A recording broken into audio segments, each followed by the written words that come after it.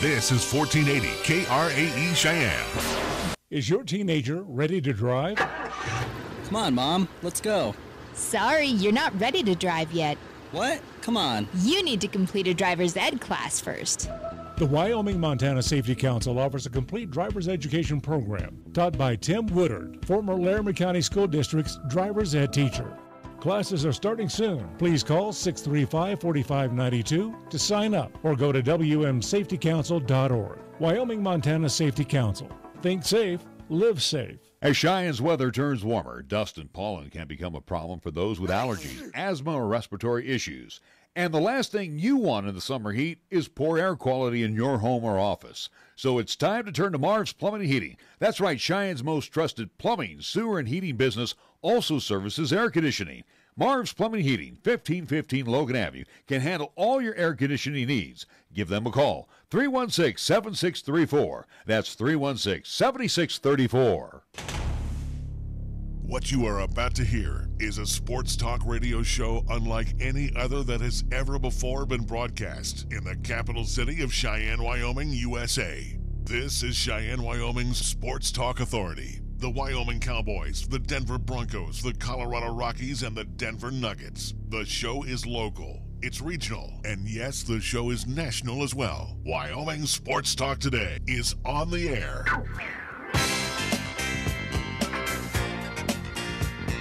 If they're talking sports on the radio in Cheyenne, this is the place it happens. This is Wyoming Sports Talk Today. And welcome to Wyoming Sports Talk Today, being brought to you by Kia of Cheyenne over on Nation Way. We also want to thank Chick-fil-A, corner of Windmill and Del Range, right across from Menards. We also want to thank Jolly Rogers RV Sales and Service on Highway 30. Taco John's with a plethora of locations here in Cheyenne. Platte Valley Bank ×2 with the original location on Vanda High. And the east side location at the corner of College and Bergine. We thank Medicap Pharmacy right there on Bluegrass Circle. Same location as always, next door to Texas Roadhouse. Lennox Auto Body has a couple of locations for you. You will find the main repair center on Dunn Avenue. The Auto Glass and Detail Center can be found on Bergine Boulevard. The key people of Cheyenne, Rachel is your contact person, so they'll come on by, clean it so you don't have to. Give Rachel a call at 414-0074. First Tier Bank, located at 1508 Stillwater Avenue. Across the street at 1507 Stillwater Avenue, Suite D, the Greenway Commons. It's Mondello's Pizzeria. We also thank the Wyoming-Montana Safety Council, Marv's Plumbing and Heating, Lincoln Way Liquor at 2825 East Lincoln Way. Grab a cold one for the way home, and then pop it open when you get home. And, of course, we always kick things off with our great scoreboard brought to you by Pepsi of Cheyenne. We go first to Nick, who has... Well, I got local action on the baseball side because I prepare, unlike some people. But anyway, so Cheyenne Mustangs in action last night in Scotts Bluff. They got the 17-5 victory against Scotts Bluff and now moved to 28-2 on the season. So Cheyenne Mustangs have a bit of a layoff before they get underway this Saturday. In action right now down in Pueblo, Colorado, the Post 6 Sixers are in action. They have one game that should be wrapped up by now. We'll hopefully be able to at least pass along a score update from there, but they were taking on Grand Junction, and then starting at 5 o'clock tonight, they will take on Four Corners, as again, they are in Pueblo for the foreseeable weekend through all the way until Sunday. So that's what's happening baseball-wise locally. Major League Baseball here. We have a couple of scores to pass along the way. Finals, the Phils have defeated the Rockies today, 9-3. In the city of Brotherly Love. Giants finally get a win over the Miami Marlins as they win 6-3 this afternoon. There are games in progress. We'll get you updated on those scores later on. We do want to let you know that San Diego is at Atlanta. The Mets are facing off with the Arizona Diamondbacks at Chase. Also on today's scoreboard, it's Minnesota at Detroit. Cleveland facing the Chicago White Sox. Houston and the Athletics underway right now in the Oco. Tampa Bay will face the Yankees in the Bronx, and Boston and Seattle, they will hook up at Safeco a little later on this evening. Our scoreboard brought to you by Pepsi of Cheyenne. Hi, I'm Alex White, tea master at Pure Leaf. When I make tea, everything I know goes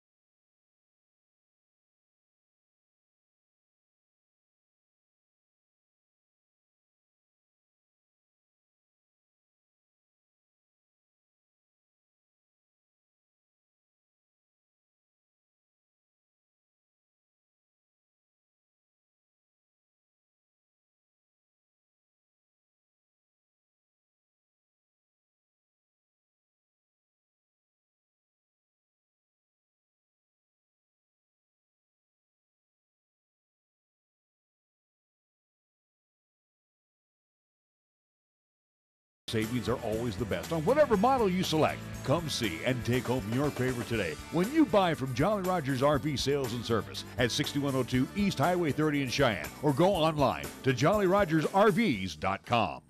Are you thinking about purchasing a home? Then Platte Valley Bank can help.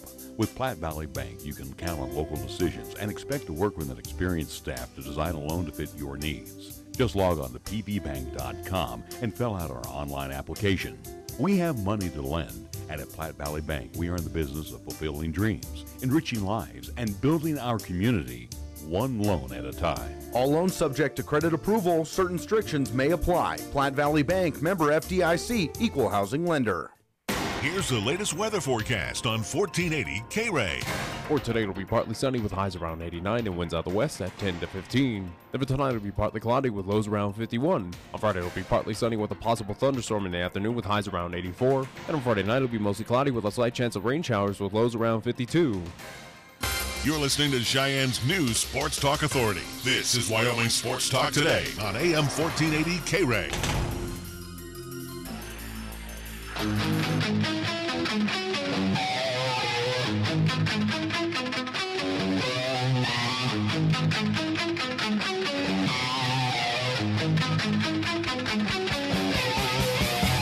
Welcome back to Wyoming Sports Talk Today. Larry Peroetti along with Nick Peroetti, and we are going to the phone with we had our first guest, and evidently we lost our first guest, so hopefully he will be back with us here in just a couple of moments. We will keep it here to let you know a couple things.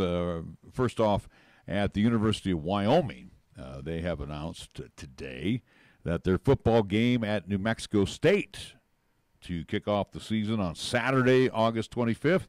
That has been announced today. That will be 6 o'clock Mountain Time.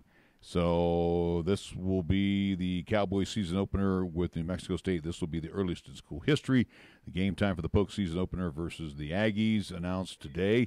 That game time, 6 p.m. from Aggie Memorial Stadium in Las Cruces, New Mexico.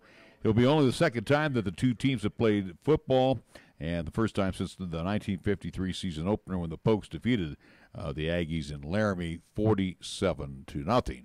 As I look across the way to the next year, we are ready to go. We are ready, and we'll come back to that story here in a little bit. Right now, we get the opportunity to check in with a good friend of ours, the voice of the Colorado Eagles, Kevin McGlue. Kevin, great time to have you back on the program. First off, congratulations. I know an exciting time down in that part of the world again for the Eagles. It's kind of nothing new for them. They've won it before. They won it last year. But it's exciting, especially when it goes to a seventh game, doesn't it? Oh, absolutely. And thanks so much, guys. I appreciate it. And, to win it in back-to-back fashion, it's incredible. It's so difficult to win it one time. A lot of teams will go 20, 30 years and not even get a sniff at a championship in sports, and to be able to win it back-to-back years is pretty cool, and it's a testament to the hard work of these guys, these coaches, and everybody who was a part of it. It's a really, really fun time. You know, even as the announcer guy, and you know it as well as I do, Kevin, we're still the fan inside as well, and I'm sure calling that win over the Florida Everblades had you a little bit on the edge of your seat as well.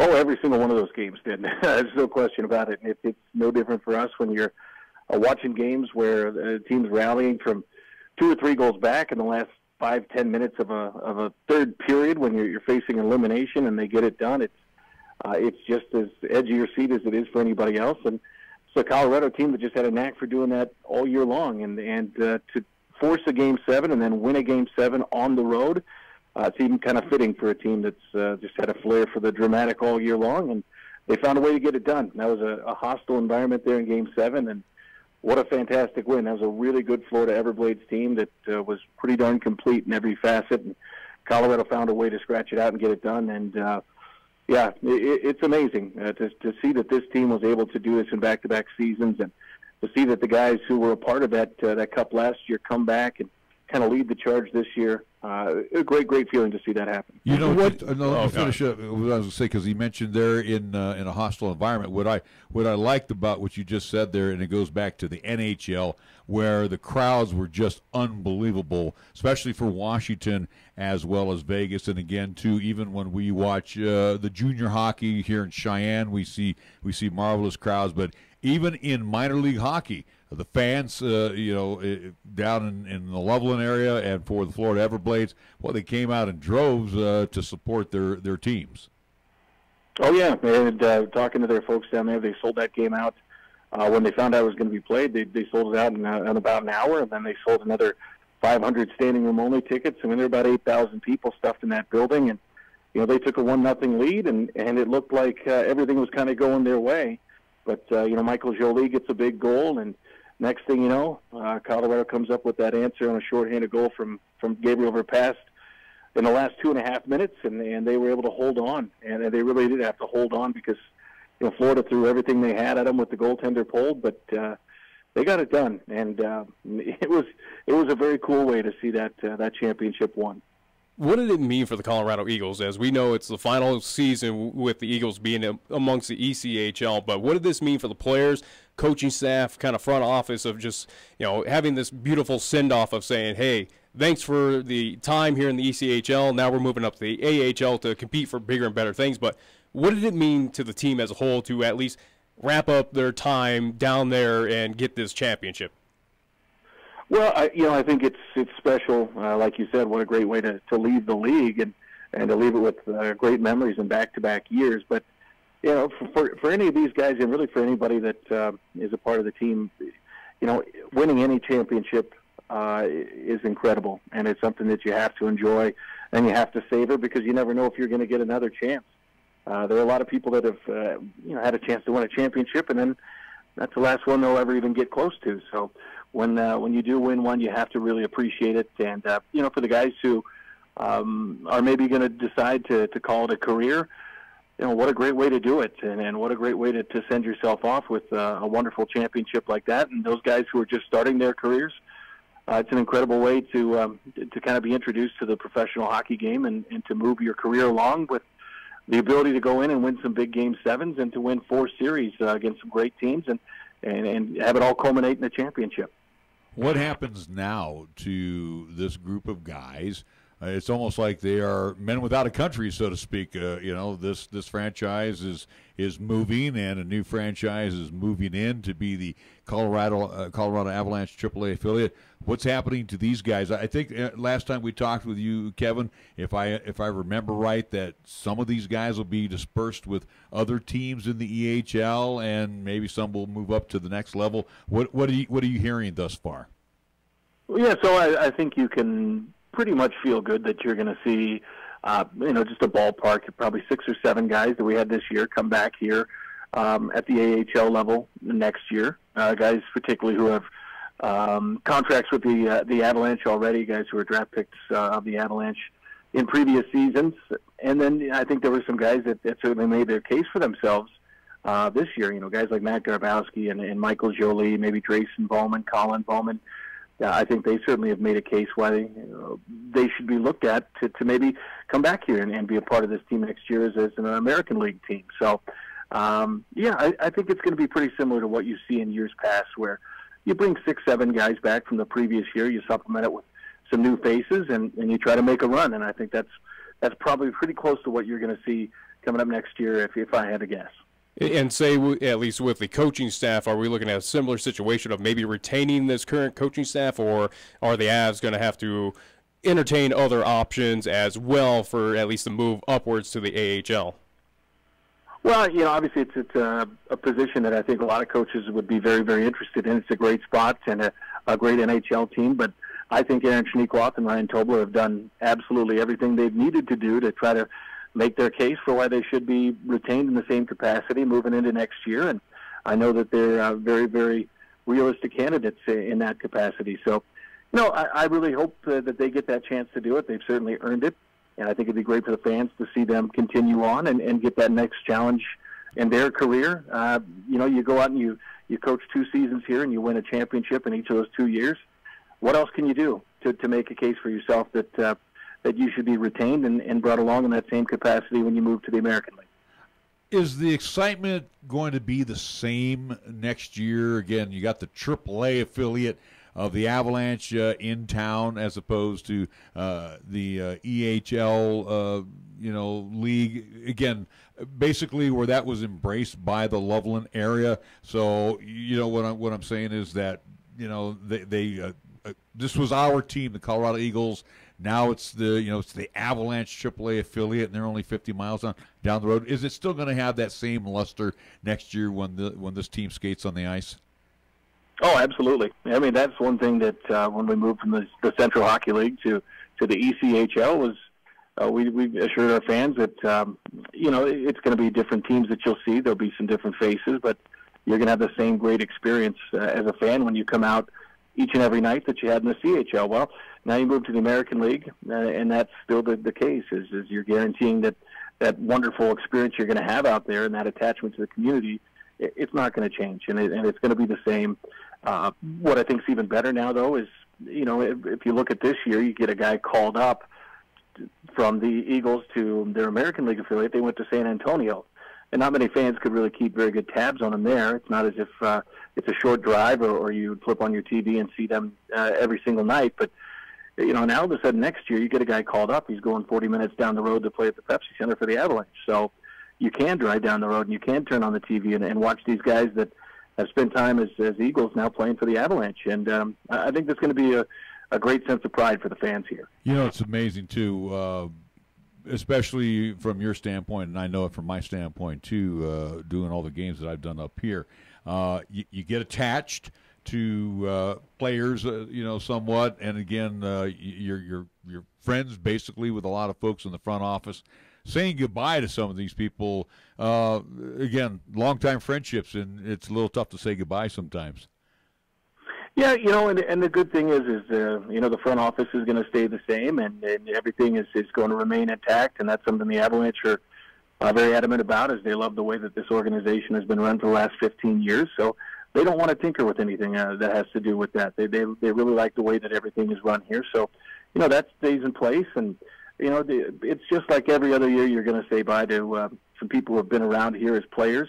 But it's going to give you an opportunity to see some new guys, and I think there's going to be a lot of new fan favorites that come in. And you look every year, you see fans say, "Oh gosh, I wish this guy didn't leave and this guy didn't retire." But then next thing you know, a year later, they've got a brand new favorite player, and their kid has a brand new favorite player, and that's what they love coming to the games to see. So, and I think it's just the nature of sports, and it's always waiting to see what the next great thing is. And now all of a sudden you're competing for a new piece of hardware in the Calder Cup, and then you're trying to go out there and help the Avalanche develop a Stanley Cup champion and be a cog in the wheel of trying to make that happen with some of their young players. And I think it's going to be really exciting for everybody up here.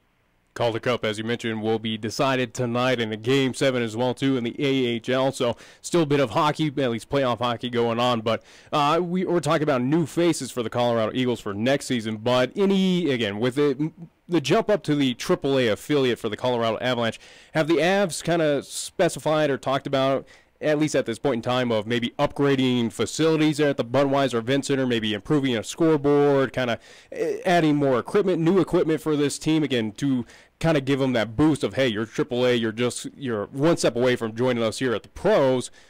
Have we learned any rumblings of maybe new jersey designs, anything like that for this team? Hey, Kevin, we're talking about a Kroenke-owned team now. Wait a minute. I got to apologize on my son on that behalf. Anyway, go ahead. I'm sorry. Well, you know what? There are going to be upgrades, and a lot of that is just to make sure that we're meeting the needs of what's going to be a bigger team and what's going to be a group that's a lot of the top prospects, and making sure they have everything at their disposal when it comes to gyms, rehab facilities, things within the arena itself. So, yeah, there's going to be a good amount of work that's done. Most of it is kind of behind the scenes, not necessarily on the event level where the fans would be watching the game, but downstairs near the locker rooms and putting in some great new amenities beyond just the locker room, which will be a part of it. But, bringing it up to a new level. And, I think you're going to start to see more things at the fan level in the years to come. But, we were lucky enough to get a brand new scoreboard and ribbon boards a couple of years ago, and those are as good as they get. They're outstanding. I think some new lighting maybe will come in at a point. And, we're certainly going to have some new looks with the jerseys, with the Avalanche incorporated. So, there's a lot of exciting things that are going to come. And you'll see some real positive changes as you make that move to the AAA level. One thing, too, as I know in the preseason, they try to, reach out to the fans the best they can. Unfortunately, now they only have to, fortunately, they only have to reach out about 50 miles to the north. But would we possibly see a preseason game being held in the Budweiser Event Center with the big team, the Avalanche? I think that's always a possibility. We did that our very first year in 2003 when they played. There was the Avalanche playing the Florida Panthers. So it's happened before. We also had the Coyotes play the Winnipeg Jets in our building in the preseason. So absolutely, I think that's something that's there. And one thing I know is there's just a lot of moving parts right now trying to make sure that everything is going to be in line for the regular season during what's now really a short off season with this long playoff run. So everything's going to be compressed and trying to make sure that everything is lined up and ready to go for opening night. But I think that's always something that certainly could be out there as a possibility. Well, Kevin, we want to first say, again, congratulations to the Eagles on a well-deserved championship back-to-back. Let me ask Kevin as well, too. Okay. As players and everyone get to do the ceremonies with the cup and at least touch it or kiss it or anything. Did you have that opportunity at least, too, Kevin? Oh, yeah. Oh, absolutely. Yeah, we're lucky enough to also bring down our front office, and they were all able to come down and partake in the festivities down there in Florida, too. So it was really cool. It was great, and they do so much hard work that people don't see and maybe don't get a chance to recognize, but it's just as valuable as everything else that goes on that bench. So it's great to see them get that reward and have their time to spend in the locker room and with the cup and all the festivities that came afterwards. So, it's been a great time. It really has, and like I said, you got to enjoy it because you never know when the next one will come, if it comes at all. But I think for this Eagles organization, there's going to be more to come. Well, thank you very much again. We do appreciate you all taking time to chat with us, and congratulations again to the Colorado Eagles, and looking forward to the Eagles being the Avalanche farm team, the big, the AAA team, and looking forward to all of that excitement happening. And like you said, it's going to be here before we know it because the season's going to be a lot quicker now with the way things all developed so fast here for the Eagles/Avalanche. So thanks again for everything. Hey, appreciate it, and you guys have a great offseason. We'll look forward to talking to you next season. Absolutely. Thanks so much. Kevin McGlue joined us, the voice of the Colorado Eagles. Still will be the voice of the Colorado Eagles. He will be the AAHL voice, the American Hockey League voice of the Colorado Eagles coming up here. You don't even know your anagrams. ECHL. There's so many of them. The American Hockey League. East Coast Hockey League, ECHL, American Hockey League. Yeah, East Coast Hockey League, and we're here in the Rocky Mountain. Yeah, it doesn't make any sense, but again, that's why I'm saying they played in the Mountain Division of the East Coast Hockey League. You figure they play in the Appalachians, but the Appalachians. Not Appalachians. You could say however. I've heard it two different ways. So you. All I know is the Colorado Avalanche skate 100 miles to the south. That's all I know. And the Eagles skate 50 miles. So again, if you can't make it down to Denver, don't want to drive that far, go down and see the Colorado Eagles in action, as they will be the AAA team. That's why I call them the AAA affiliate of the Colorado Avalanche. All right, we're going to take a timeout. We'll come back. We were talking about the Wyoming Cowboys opening up the season at New Mexico, and that game time has been announced, and a couple other things from UW. We'll be back after these words. Wow, it's hot enough out there to fry chicken. Summer's coming, so now's the time to find ways to beat the heat, and Marv's Plumbing and Heating, 1515 Logan Avenue, is the best place to go to get cool. Marv's Plumbing and Heating, which provides complete air conditioning, installation, inspection, and repair services, is offering its air conditioning inspections for just $98. So beat the heat right now by calling Marv's Plumbing and Heating today at 316-7634. That's 316-7634. When you say Mondello Pizzeria, think authentic Italian. When you say Mondello Pizzeria, think made fresh from scratch. When you say Mondello Pizzeria, think great pizza, delicious Philly cheesesteak, superb hot and cold Italian sandwiches, meatballs, sausage, and special subs, calzones, crisp salads, and great service. When you say Mondello's Pizzeria, think unmatched Italian taste. Mondello's Pizzeria, 1507 Stillwater Avenue, your only true Italian stop for lunch or dinner. At Medicap Pharmacy, we concentrate on nothing but your medications and your health. Each location is a locally owned full-service neighborhood pharmacy. We won't make you walk through aisles and aisles of stuff or wait in a long line. Instead, we'll always make time for you by listening, answering your questions, and explaining your prescriptions. Medicap Pharmacy. We'll always make time for you. Medicap Pharmacy, 1947 Bluegrass Circle, next to Texas Roadhouse in Cheyenne. Or call 635-3712. According to the latest Rate Watch report, First Year Bank offers the highest annual percentage yield in the Cheyenne market for 12, 18, 24, 36, 48, and 60-month CDs. The friendly staff is ready to answer any questions and help you open or renew your certificate of deposit. Give Carol, Caitlin, or Deb a call today at 307-632-3500. First Tier Bank, member FDIC, equal housing lender. When it comes to sports talk in Cheyenne, it's a whole new ballgame. Let's play ball! You're listening to Wyoming Sports Talk today, and it's only here on AM 1480 K-Ray.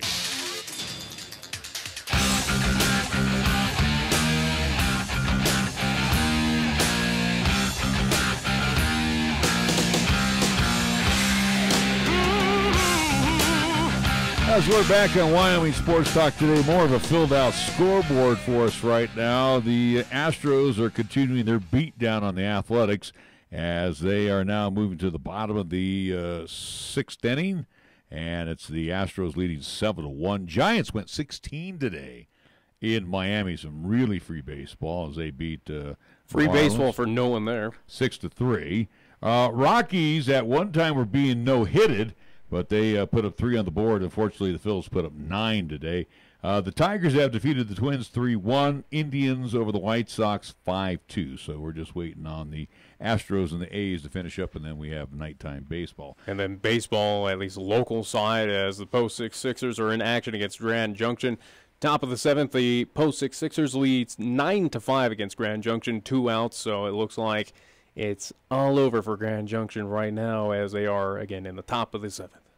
So we were mentioning before we had a chance to talk to Kevin Glue. Actually, I got about 3 things here from UW. The August 25th opener, Saturday, against New Mexico State. And again, this for me, usually they will be right around Labor Day weekend that the Pokes open up. So this is one of the earliest season openers for the Pokes in the history of Wyoming football. The previous earliest game, you have to go back to 1997, August 28, when the Cowboys traveled to Ohio State, played the Buckeyes in the Eddie Robinson Classic. The Cowboys battled the number 9 ranked Buckeyes on their home field before falling 24-10. So this one's a lot closer than I figured, but anyways. Yeah, back in 1997. Well, anyway, so the Cowboys and the Aggies, that'll be a 6 o'clock kickoff from Aggie Memorial Stadium in Las Cruces. So again, doesn't really matter pertain to us here, right? Obviously, unless you're going to make that long trip down to bottom end of. It's still a TBA for television, though. Okay, TBA, so there's no guarantee. Again, that might be a Facebook game or something. Who knows at this point? But, again, scheduling it early, who cares? High school's kind of been moving in that direction of going, a week early as what we've seen from last year and carrying over to this year. But, again, it's... Well, the month of September, though, Nick... Again, the only issue with that schedule that the Cowboys have is that Friday game against CSU of what the hell are you thinking on that one? Well, and that... Border Friday between the two where majority of those fans are probably dealing with high school action across both states. Yeah. Well, and that's an 8 o'clock game, too. So, football... Usually around, 7 o'clock out here in our part of the world, 6:30. Yeah. So, again, it's still going to be an interference. As I look at the schedule has pretty much filled out for the month of September. Again, New Mexico here, 6 o'clock. When is the date? When is the date of that CSU game? I have it here in my hands of Friday, October 26th. So we're in playoffs at that time. Yeah, that's playoff time. So that would be, if I'm not mistaken, I think that's the first round. That's quarterfinals on the 26th? Yeah. Because the 19th will be our final regular season game. So playoffs up here, I think, nearing in the regular season down there in Colorado. I think they play, one extra game? They'll play, I think they play close to Thanksgiving. Yeah. So, again, they'll still be in the thick of it. But, again, yeah. Go figure that, we saw it with basketball on the Wednesday contest where no one shows up to that thing. Here it is, again, where you got the biggest, biggest rivalry in all of Mountain West, and again, probably one of the top rivalries across. One of the best ones, yeah, absolutely. In college football, again, where it's just so historic. But let's schedule it on a Friday. Inconvenience everyone else. Where again, Friday, either you're still stuck at work with that game, or again, you got high school action to deal with and everything. Ooh, what a joke. Well, and again, you talk about an inconvenience. You're also watch how no one shows up at that stadium. You'll get students. I think Hughes will be about half. Excuse me, not Hughes. The new stadium, Canvas Stadium. Yeah, it will have at least. It'll be half full for sure. Yeah, it's nowhere. It should be full. If you put it on a Saturday, I think you get it probably 3/4, if not purely full. But and with this, it's gonna be. We don't know. It's also going to be on CBS, so that's also going to keep some so then I'll stay home instead of driving down to Fort Collins. Well, especially because it is a late night game. Yeah, again, you're asking fans to choose, and if you're a season ticket holder, you'll probably go to the CSU game. If you're a Fort Collins fan, just simply for the fact that you are a season ticket holder, that costs a lot of coin. To go to a high school game is still a great bargain. I think it's only like $5. I don't know. So. And again, I don't know what they charge for playoffs, but again, that's going to be a tough decision for folks to make coming up here on October 26th. I really don't think so. I think most fans are going to go, that's way too late. It's a Friday. I just worked, or again, dealing with other issues on a weekday. It's still a weekday.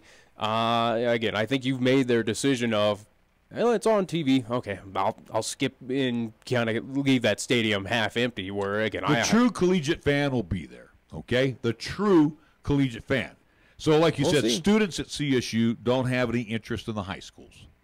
They hardly, from last year, had hardly any interest in CSU. Okay, and then the second part of that equation, not everybody that is a season ticket holder at CSU is from the Fort Collins, Greeley, Loveland area, so they don't have children in school. I would say that thing will be more than half full, and I'll leave it at that. We'll see. And again, I don't know how many Wyoming fans will track down. Also, too, it does depend on where these two teams stand. Again, if both teams are putting on bad products on the field, that's going to trend down even farther. Where am I really going to on a Friday go out for this one? No. If I look at the schedule right now, I could see the Cowboys being somewhere. Again, minimum 4-3. New Mexico State, I say a loss. Washington State, clearly. You think they're going to lose to New Mexico State? New Mexico State's really they're improving. You think they're going to lose to the Aggies on the road? Yeah, absolutely. Are you kidding me? Again, New Mexico State is improving. They're not the terrible whack team. Okay. Whatever. You'll be surprised again what they've done in the Sun Belt. They both won bowl games at the end of the year. I understand. And again, they've improved in the Sun Belt as well too. Again, it's a team that's.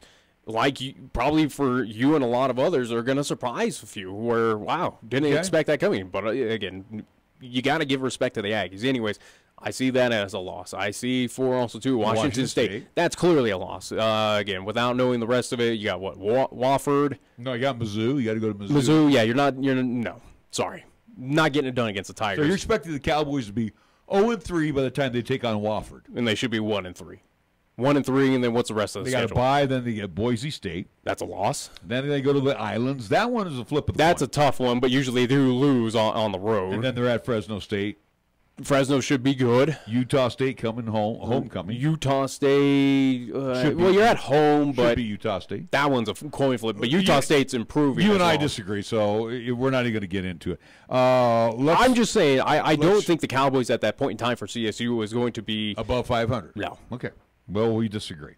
Here's what we do have. We have the entire September schedule is filled out now. So they will kick off against Washington State. That's the Hall of Fame Gold Rush, 1:30, also on CBS Sports Network. They'll be at Mizzou on the 8th. That'll be a 5 o'clock start, ESPN The Deuce or ESPNU, depending on how they come out of the box. Wofford. Depends on what game is showing better, and they'll go, we'll keep that one on. Wofford on the 15th. That's Energy Day, Ag Day, Fan Fest, Buddy Walk. That'll be a 2 o'clock game. Bye on the 22nd. 29th, Boise State for the Cowboy Joe auction Friday, family weekend. That'll be a 5 o'clock kickoff. That'll be on CBS Sports Network. So basically the August-September schedule has filled out as of today. Yay. So, all right. So over at UW, this is what's going on as well. And it's really not big news. Again, this is just more so a partnership. So if you're talking about the field turf. I think this is a good deal, though. 5 years removed from the unveiling, because you haven't been indoors in their practice facility like I have. And again, that's just... It's a practice facility. It's just AstroTurf cool. to a certain degree. Like any other respectable football program. It's carpet. And 5 years removed from the unveiling of the new field turf surface at Jonah Field at War Memorial Stadium, the University of Wyoming's athletic department recently lifted the veil on its newest upgrade, a new field turf practice field at the indoor facility. University of Wyoming officials opted for field turf Vertex Prime. It's a hybrid, a monofilament slit film fiber system for the indoor practice facility. So again, this is a really good giving type of surface.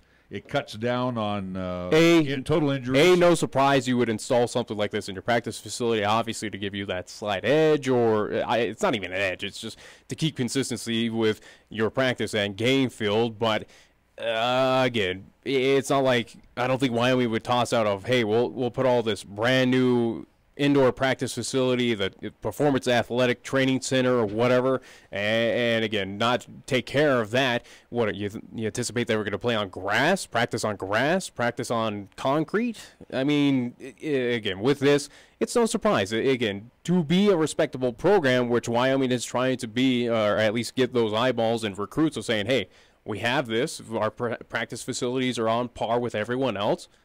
It made sense. In the Mountain West Conference, field turf is the trusted home and practice surface at the University of Wyoming, Air Force, Boise State University, Fresno State, San Diego State University, University of Nevada, and the University of New Mexico. In the NCAA, field turf is a leading provider of artificial turf with installations at the University of Utah. What, are you trying to sell it? University of Michigan, Notre Dame University, and Ohio State University, to name a few. So, what are you trying to sell this product? What do you? You know what? I could probably sell water to a drowning man if I. It's like, who cares?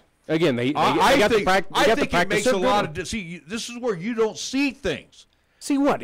First thing, you got to keep on par. And again, I like this stuff because I play baseball on this stuff, and I'm telling you right now, it cuts down on the injuries, and it's a very forgiving turf. I've also played on real AstroTurf back in the day, Nick, and let me tell you, when you had a half-inch.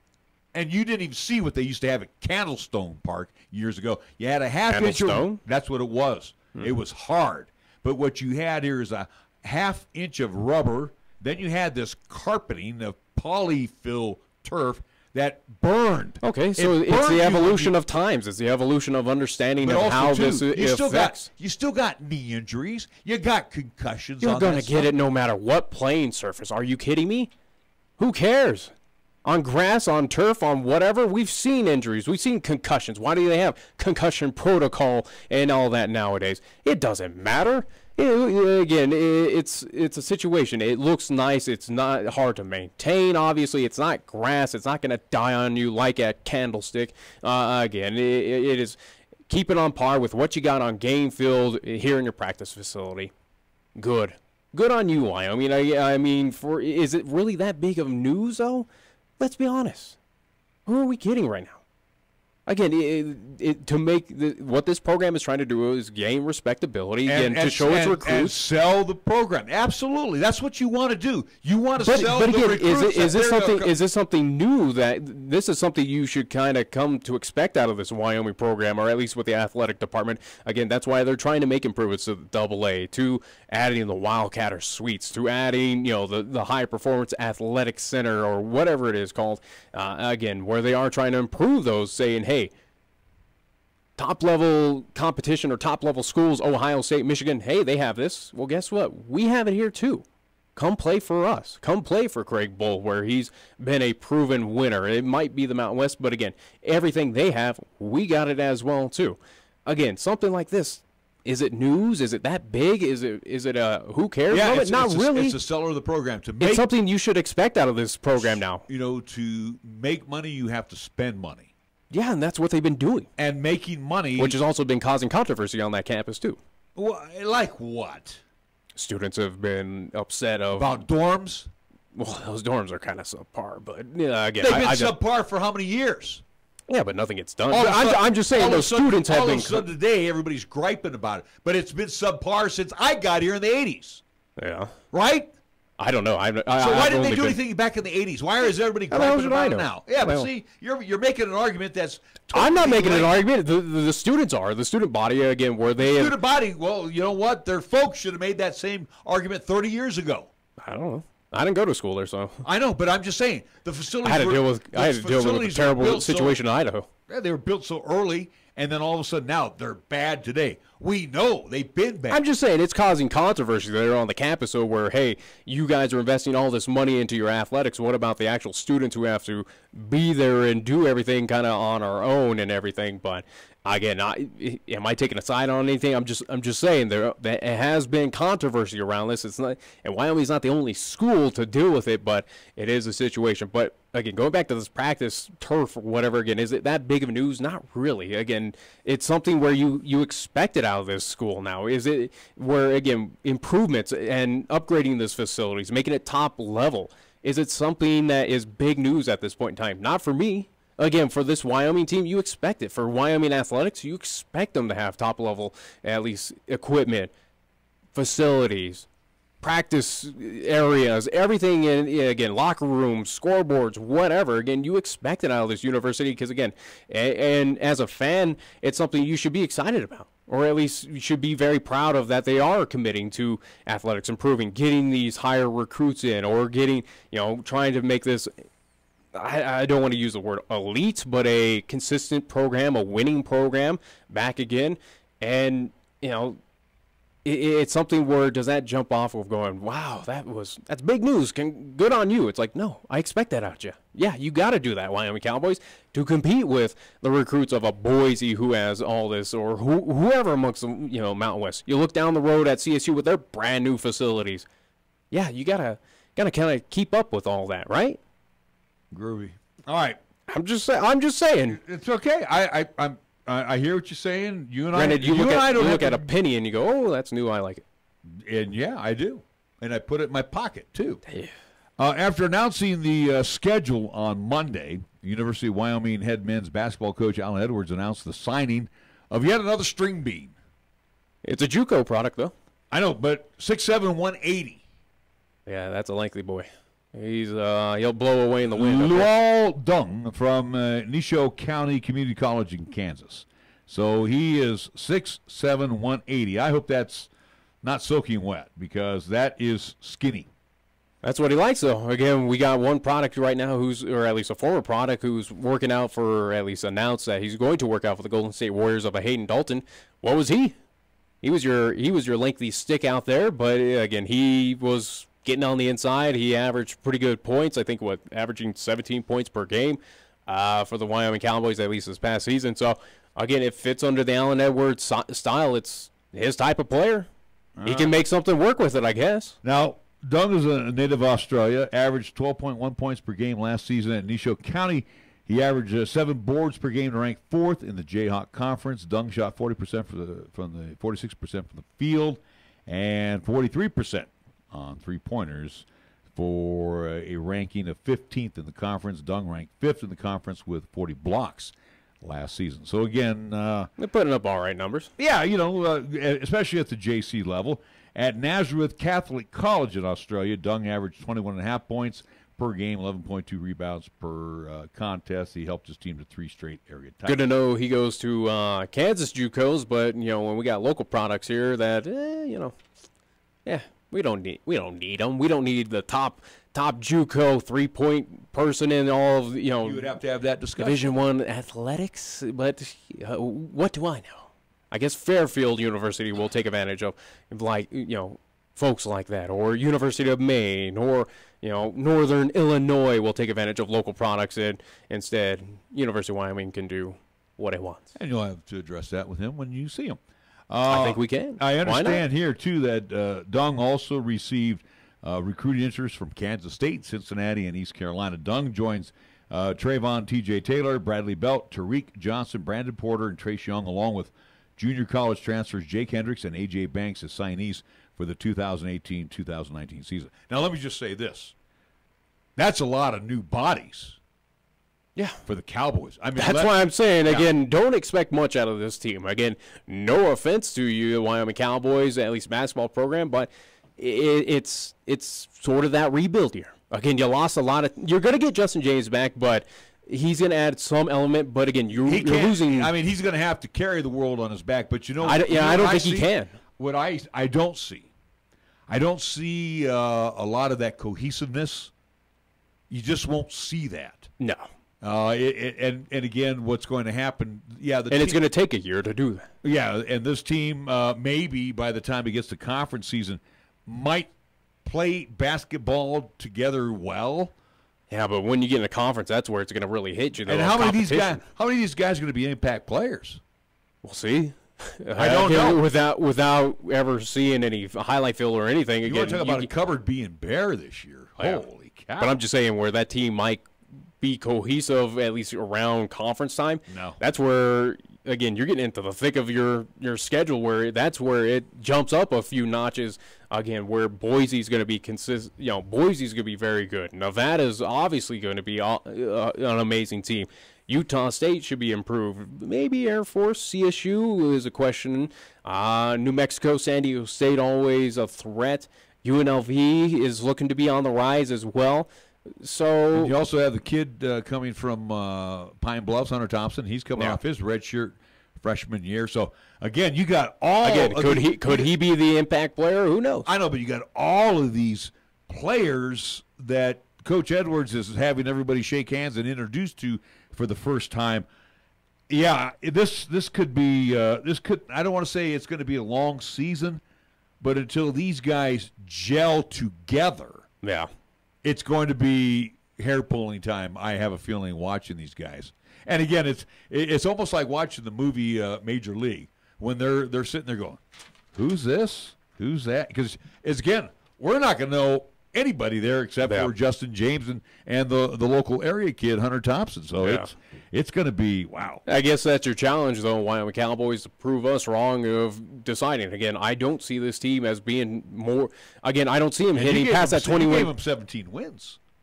I think that's very forgiving. I think that's very charitable for this team, in my opinion. Again, I don't see him getting past that 20-win mark that Coach Allen Edwards has kind of talked about it with us on this show of saying, hey, I've been consistent about that with this program. I just don't see it. So, again, to that program, to Allen Edwards, hey, I give you that opportunity. Prove me wrong. Prove me that opportunity that this team can gel together, can work well, and can get things done, especially in this volatile Mountain West Conference. Again, I think every team this year, maybe unlike, again, San Jose State, I don't see is going to improve much, but from top to bottom, if you minus them and maybe Air Force, Mountain West is going to be a pretty doggone good.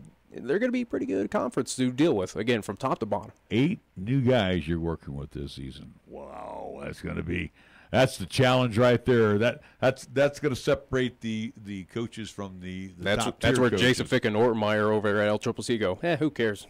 We deal with it every time. We do that every 2 years. Yeah. I got you. All right, we're going to take a timeout. We'll be back with more Wyoming Sports Talk today in just a little bit.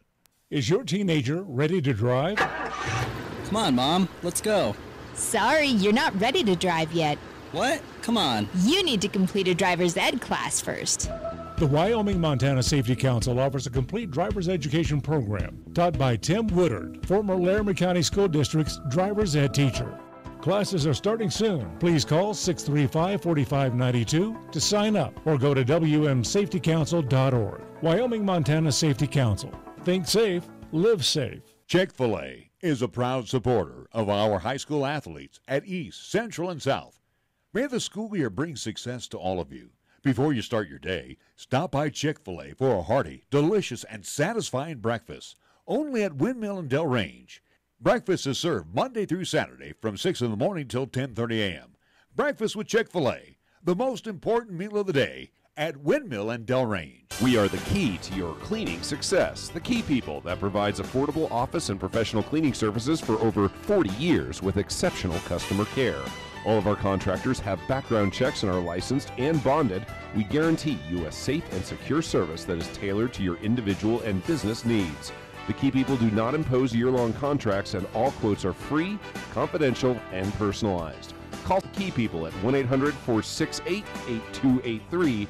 That's 1-800-468-8283. Do you have a big remodeling project in mind? Then the best tool for you is a home equity line of credit from Platte Valley Bank.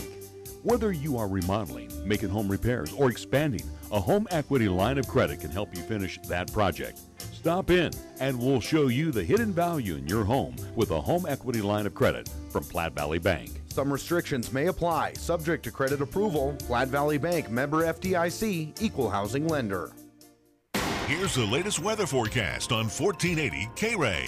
For today, it'll be partly sunny with highs around 89 and winds out the west at 10 to 15. Then for tonight, it'll be partly cloudy with lows around 51. On Friday, it'll be partly sunny with a possible thunderstorm in the afternoon with highs around 84. And on Friday night, it'll be mostly cloudy with a slight chance of rain showers with lows around 52. Tired of lazy and predictable sports talk radio? We know you are. This is Cheyenne's new sports radio home. It's Wyoming Sports Talk Today, and it's right here on AM 1480 K-Ray.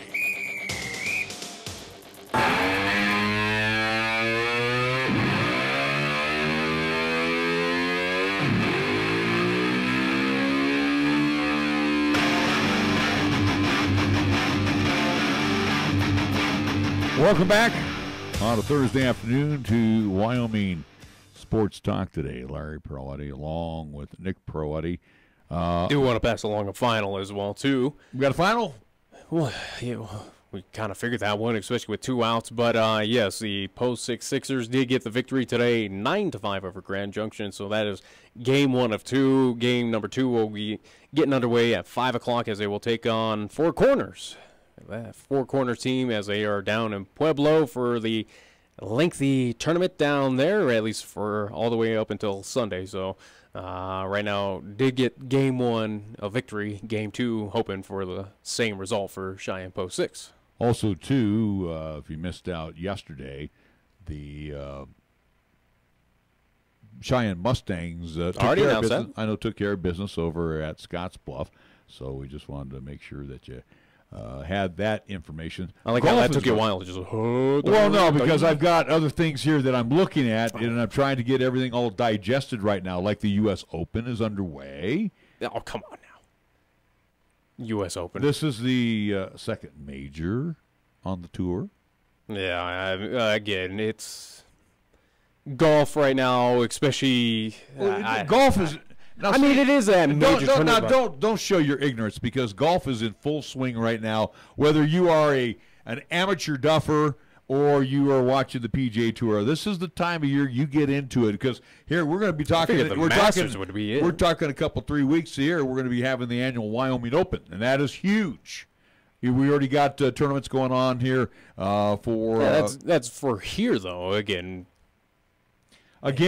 I just said, let me rephrase what I just said to you. If you have to. You have the pros getting after it right now. This is from Shinnecock Hills, the U.S. Open. You also have coming up here the Wyoming Open very shortly, in a couple, 3 weeks.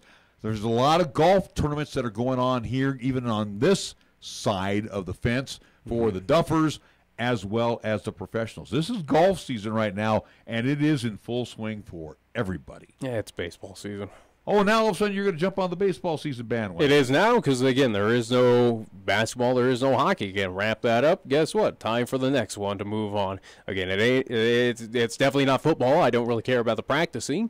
Again, preseason is a joke. Who cares? So it's baseball full swing. Again, we got some quality local teams that are doing some phenomenal stuff like Post 6, again, with their victory are 24-7 0 right now on the season. They're getting ready for their state tournament coming up here very shortly as well. I do believe that's coming up in a few weeks as well. So for Post 6, they will be competing, at least looking to win the state title.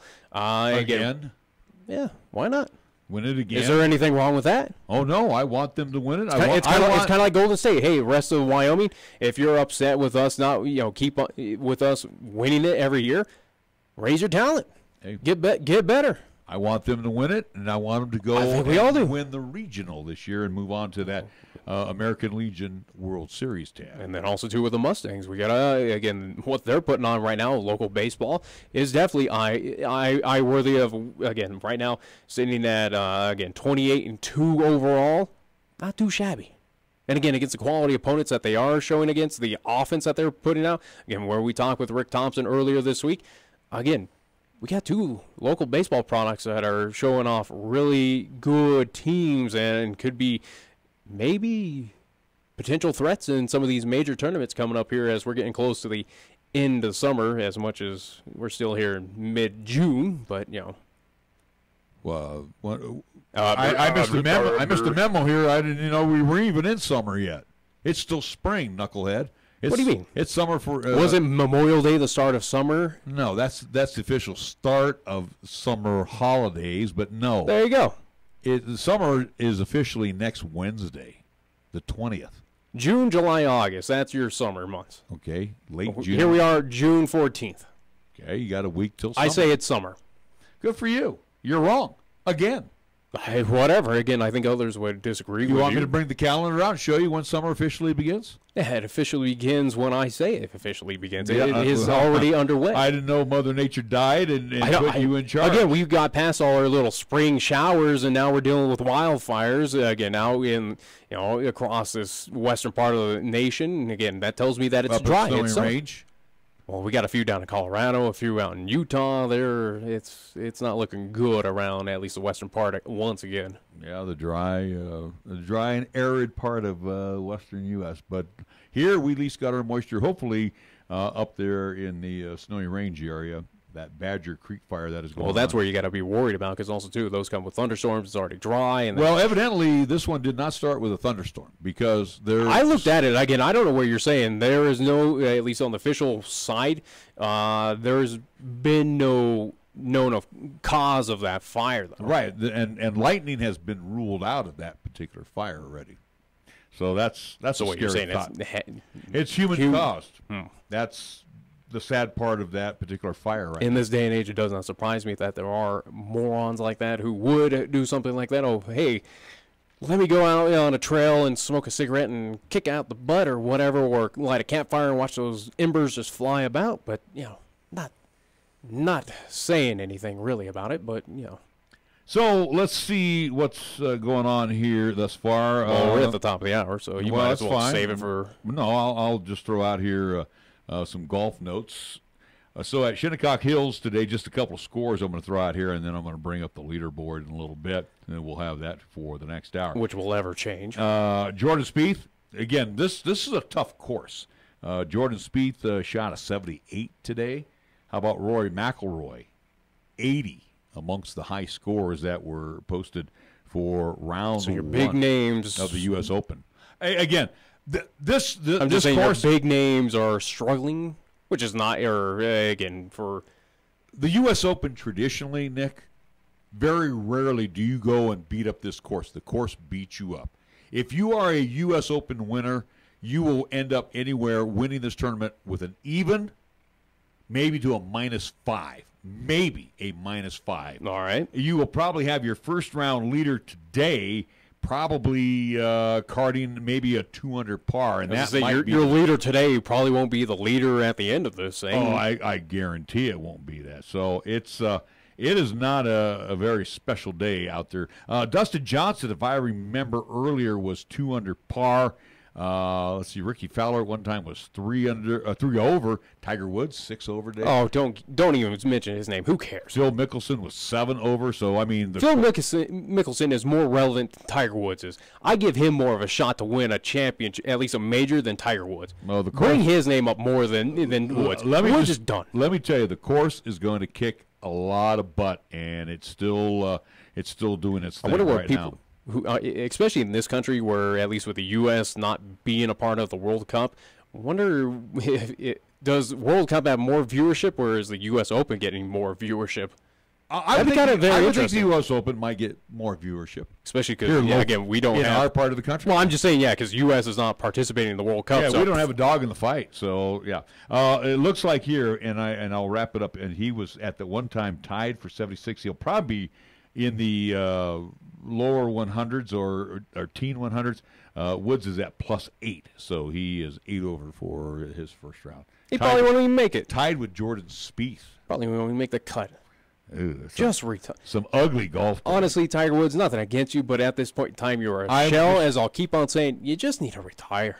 No, like I said, retire. I'm just looking right now, tied for first. Dustin Johnson, 2 under, and he's through 13 holes. That's the last I had here on the scoreboard. All right, we're going to take a timeout, and when we come back, hour number 2 of Wyoming Sports Talk today right here on 1480 K-Ray. This is 1480 KRAE Cheyenne. Also being heard on translator K266CC Cheyenne at 101.1 FM. As Cheyenne's weather turns warmer, dust and pollen can become a problem for those with allergies, asthma, or respiratory issues. And the last thing you want in the summer heat is poor air quality in your home or office. So it's time to turn to Marv's Plumbing and Heating. That's right, Cheyenne's most trusted plumbing, sewer, and heating business also services air conditioning. Marv's Plumbing and Heating, 1515 Logan Avenue, can handle all your air conditioning needs. Give them a call, 316-7634. That's 316-7634. Is your teenager ready to drive? Come on, Mom. Let's go. Sorry, you're not ready to drive yet. What? Come on. You need to complete a driver's ed class first. The Wyoming-Montana Safety Council offers a complete driver's education program taught by Tim Woodard, former Laramie County School District's driver's ed teacher. Classes are starting soon. Please call 635-4592 to sign up or go to wmsafetycouncil.org. Wyoming-Montana Safety Council. Think safe, live safe. What you are about to hear is a sports talk radio show unlike any other that has ever before been broadcast in the capital city of Cheyenne, Wyoming, USA. This is Cheyenne, Wyoming's Sports Talk Authority. The Wyoming Cowboys, the Denver Broncos, the Colorado Rockies, and the Denver Nuggets. The show is local, it's regional, and yes, the show is national as well. Wyoming Sports Talk Today is on the air.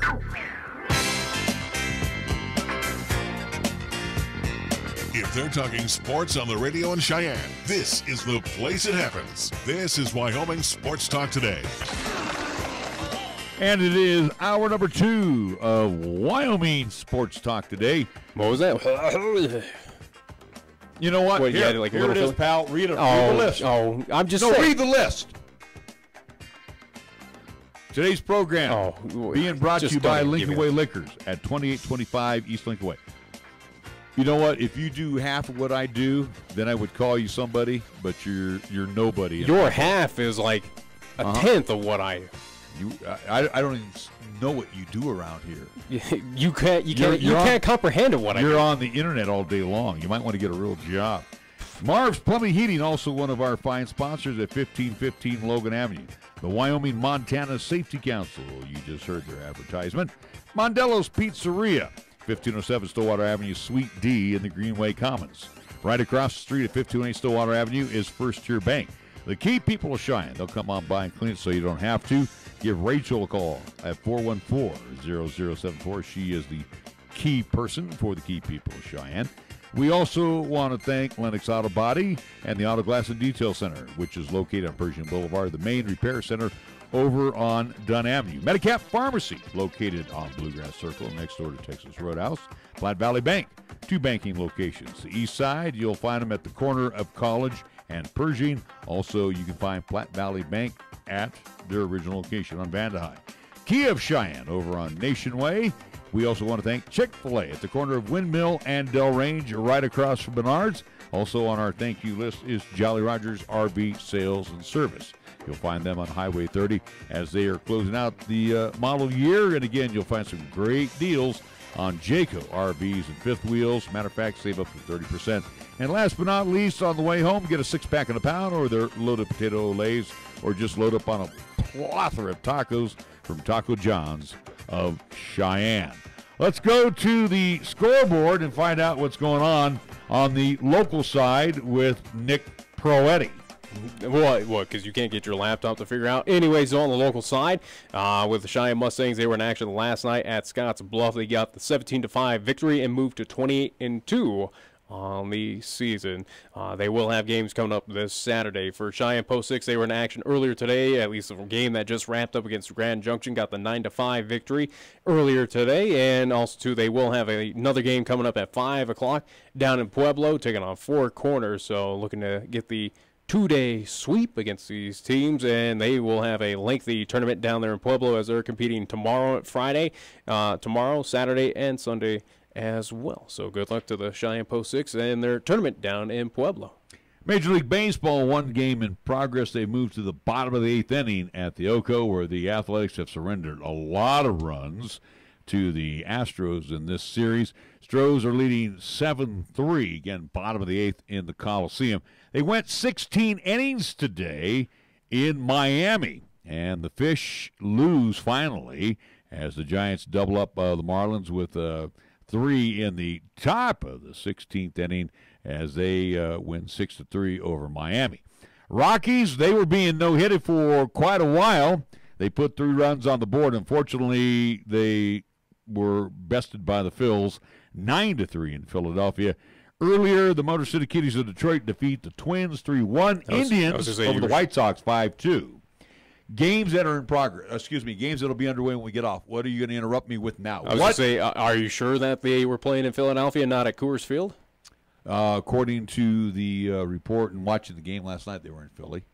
I'm just saying. Are you doing it was a joke off the Denver Post because even the Rockies went off of it, but I just wanted to sneak it in. Yeah, well, as always, you're not funny.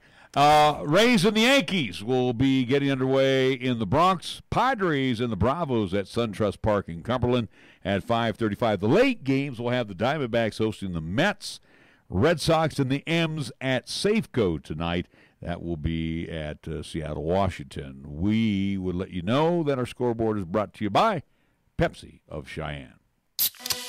This is the Pepsi that's got a date with your taste buds. We're talking 1,000 bubbles dancing a two-step with you and 2 tacos at 2 a.m. Order number 83. Come on, you're up. This is the Pepsi that has mastered the art of the late-night munchies and is always down to dig into some deep dish. Hey, we don't do deep dish, capiche? Try telling that to Chicago. This is the Pepsi for po' boys, pulled pork sliders, and the godfather of all sandwiches, the Godfather. This is the Pepsi for street carts, anything a la carte, and is dying to make the leap into your grocery cart.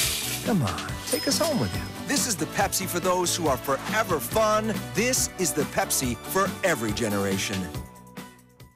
Here the season never ends. From Wyoming sports to the Broncos in Denver. From Rockies baseball to talking hoops with Nuggets basketball. Local, regional, and national. This is Wyoming Sports Talk Today, right here on AM 1480 K-Ray.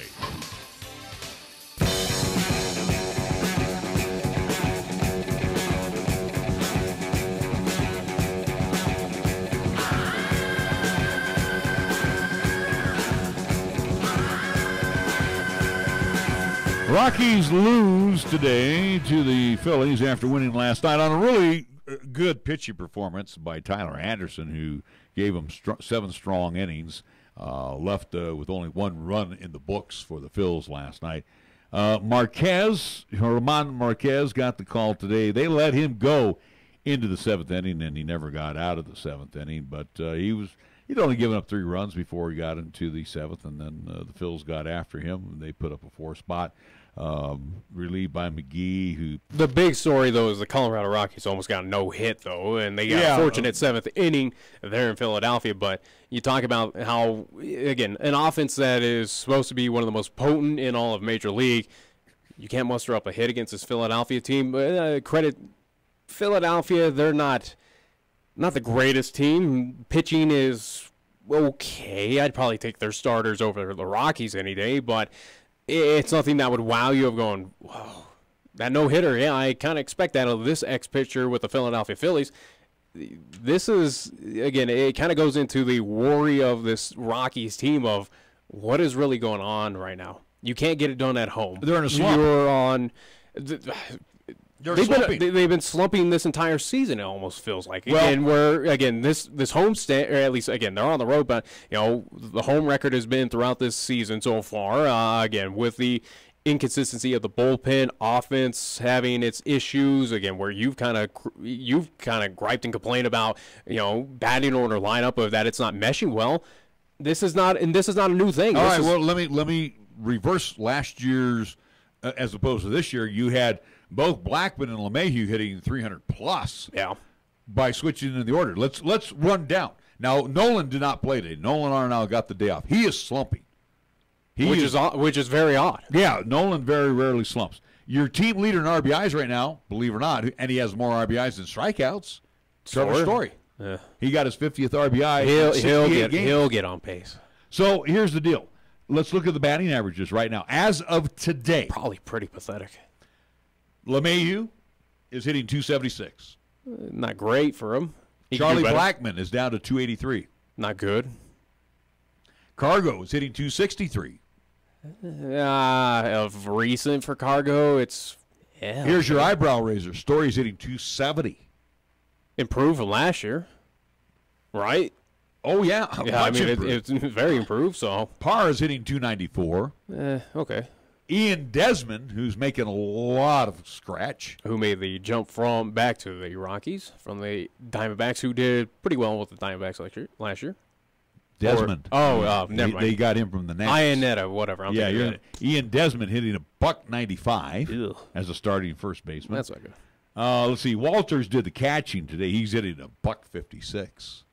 Well, what's Ionetta doing? Ionetta's hitting the low 200s right now. So I mean, it's give him a break, but Yeah, I mean this team is just not. You have hitting the baseball. Have players that were hitting above 300, and again, you had about 5 guys last year hitting around 300. That's why I'm just saying, is it a slump, or is it just kind of this team as a whole right now? This team from the get-go to where we are right now is just been a complete struggle.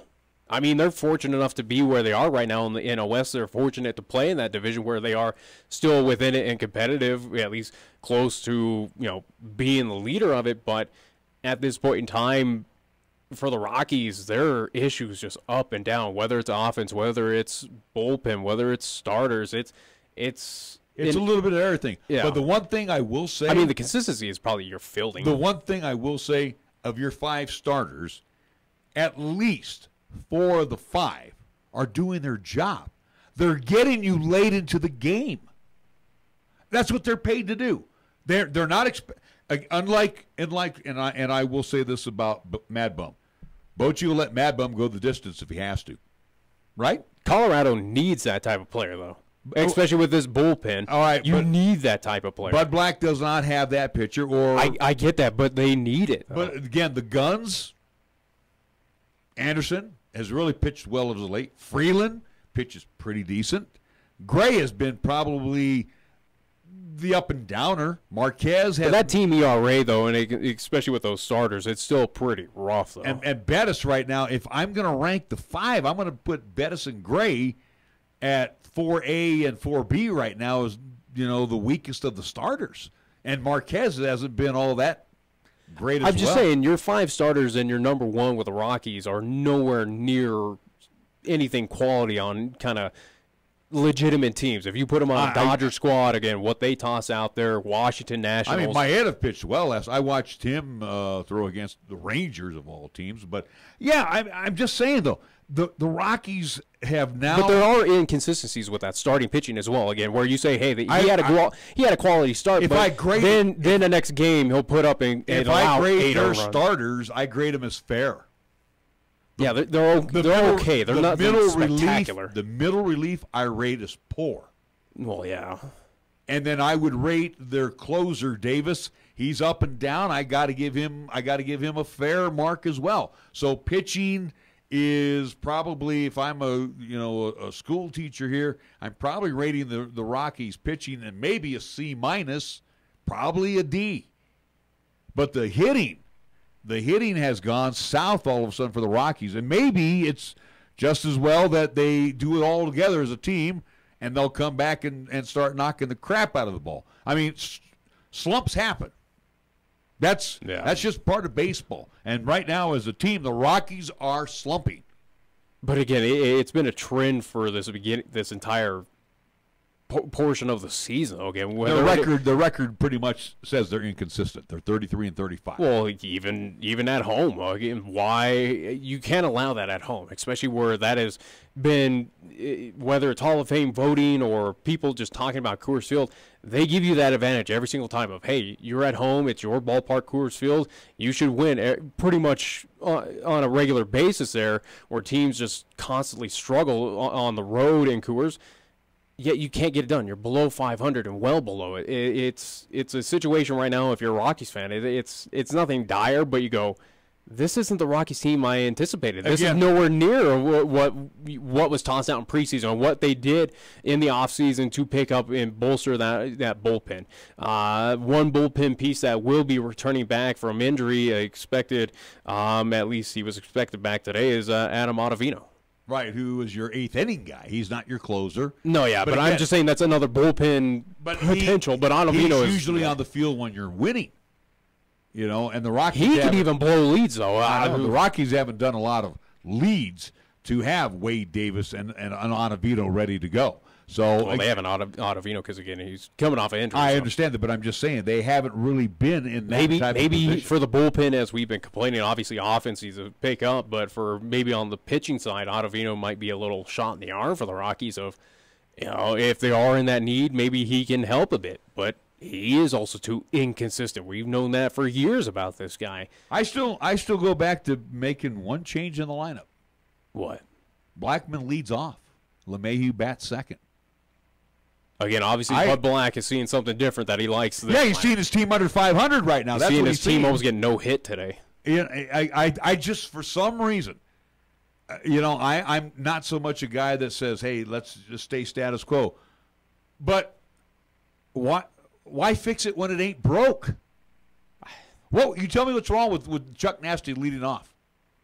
Nothing, but again, without knowing it, again, without talking to Bud Black and getting inside his mind, why there must be some reason of where he believes that because Chuck maybe OBS the on base percentage goes up a bit with them in this order currently. I don't know. I really don't. I've said it from day one. It's troubling when those top hitters are below 300. I know, but I say it since day one. I said why, and it's still not there. Remember, Nasty was batting third for a while. He's now batting number 2. He needs to be back in that leadoff position. He is the table setter. Well, it's not DJ LeMahieu. Yeah. It's Charles. It is Charlie Blackman who is the table setter. Yeah. Well, and again, maybe we could get on Thomas or a few other Rockies insider. Maybe we'll talk to Pat Graham, see if they can give you answers. Because again, at this point in time, I don't know. And why Bud Black at this point in time has not altered that lineup again, where you notice that your players are struggling, especially that offense that is supposed to be wondrous and out of this world is not anything remotely close to what has been expected of it. I'm surprised he hasn't made alterations or gone back to the old ways or just said, screw it, I'm just going to do something new, something crazy, something wild to get us out of this funk. I don't know why. I don't know. Again, maybe it's something that we do not understand. Maybe it's a front office issue of pushing him to say, keep it like this. Again, who knows? Well, who really knows? Usually you go. It's going to be with the Rockies team of what are they going to do come close to the trade deadline? Are they going to be aggressive? Are they selling off this bullpen? What are they going to do? Are they getting rid of some of these offensive pieces? Do they say, hey, Cargo, you got to go this time. Thanks for signing on with this 1 year, but it's not working. Who knows with this team? Who really knows what this team is going to do? Again, they are very fortunate to play in the NL West right now. I say you tinkered with it. It didn't work. Go back to what worked. It's simple. I'm been there, did it, done it. Obviously I haven't managed at the major league level. I've probably come nowhere near managing at any professional level. But it's like, hey, you know what? The experiment did not work. Yeah. You're 68 games in the season. Put the guy back at leadoff. Again, he must see something differently that we don't, or maybe this is the lineup where he goes, maybe Bud Black is just kind of fingers crossed going, hopefully it works. Hopefully it works soon. Hopefully this is the lineup I anticipate that we should be dominating with. It's just not working. We're in a slump, but I'm going to keep with it. I don't know. I really don't know. And you've gone from this part of the standings, and you're now knocking on almost the basement door. Good.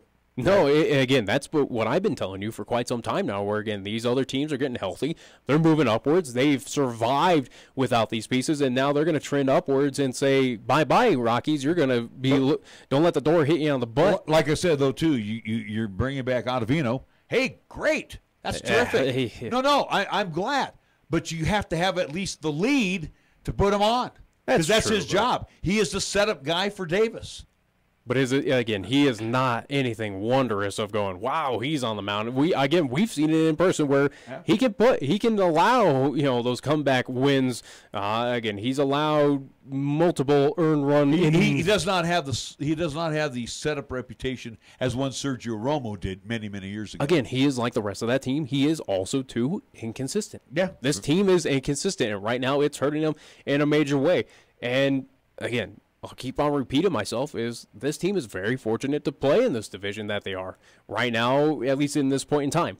Now, as we get it farther into the season, getting closer to All-Star break and then post All-Star break, let's see how close they are in this division.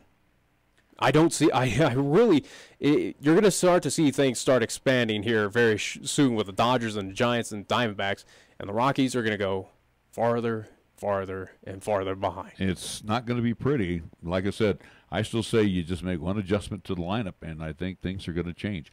Let's update here before we go take a break. I know you want to take a break here, but I'm going to get you the latest from Shinnecock Hills in Southampton, New York. The course is winning right now. Again, the par is 70. There are there's 5. Check that. 4 golfers now. Do you want me to give a World Cup update? I'll do that too. There's 4 golfers right now that are under par at 1 under. Dustin Johnson, the name on the board that you would probably recognize, at 1 under right now, and he is through 15 holes. I'm telling you, the course is kicking some butt. Zach Johnson, one of the big names, he is 3 over for today. Ricky Fowler shot 3 over, 73. Looking at some other names also on here. Wow, I'm telling you this. Mark Leishman, 4 over par today. If you want to keep on doing this, I'll give you a World Cup update. The defending champion, Brooks Koepka, is 5 over to start off the tournament. And again, I'm not going to keep you here running along, but this is, I'll tell you, Shinnecock Hills is just whipping some serious butt. I mentioned earlier Mickelson at 7 over. Tiger Woods finished at 8 over today. Ooh, and Rory McIlroy had a 10 over par. Ouch! Shinnecock Hills is the victor on day 1 of the U.S. Open. Like I told you, if somebody is 1, 2, 3, or 4 under par and wins this thing, they had a great 4-day tournament. You're asking for a World Cup update, and I'll give it to you. Russia beat Saudi Arabia 5-0, and I'll keep on going. Well, that's tough on Saudi Arabia because you know what? I actually had them and 5 goals today, so I lost. Oh, please. All right, we're going to. You couldn't name one team other than those 2 who are competing in. What other countries? Mexico. Maybe. I don't know. Brazil. There's 2. Would you like me to go down the list? Portugal, 3. Colombia, 4. We'll have to verify on that one. Go ahead. Go look it up. I'm not going to do that. I'll be right back. I'm going to be like the rest of this country. I don't care. Goodbye. We're going to take a timeout. We're back after these words. The time is now, and the place to go is Jolly Rogers RV Sales and Service for their annual model clearance sale of Jayco RVs and fifth wheels. This is your year to travel the countryside, and what better way with your Jayco RV from Jolly Rogers RV Sales and Service. And to put you on the road today, save 30% on their annual model clearance. Their savings are always the best on whatever model you select. Come see and take home your favorite today when you buy from Jolly Rogers RV Sales and Service at 6102 East Highway 30 in Cheyenne, or go online to jollyrogersrvs.com. John Mason here for Lincoln Way Liquor. I want to thank Cheyenne for helping us grow during our first year of business. We have over 5,000 new customers in our database in just 13 months. Our customers love our low prices, free ice, 2% credit for future purchases, and some really friendly service. And we always have 16 weekly specials on beer, wine, and liquor. We ask you to compare Lincoln Way Liquor, 2825 East Lincoln Way. We're not the largest, but we might just be the best. Chick-fil-A is a proud supporter of our high school athletes at East, Central, and South. May the school year bring success to all of you. Before you start your day, stop by Chick-fil-A for a hearty, delicious, and satisfying breakfast. only at Windmill and Del Range.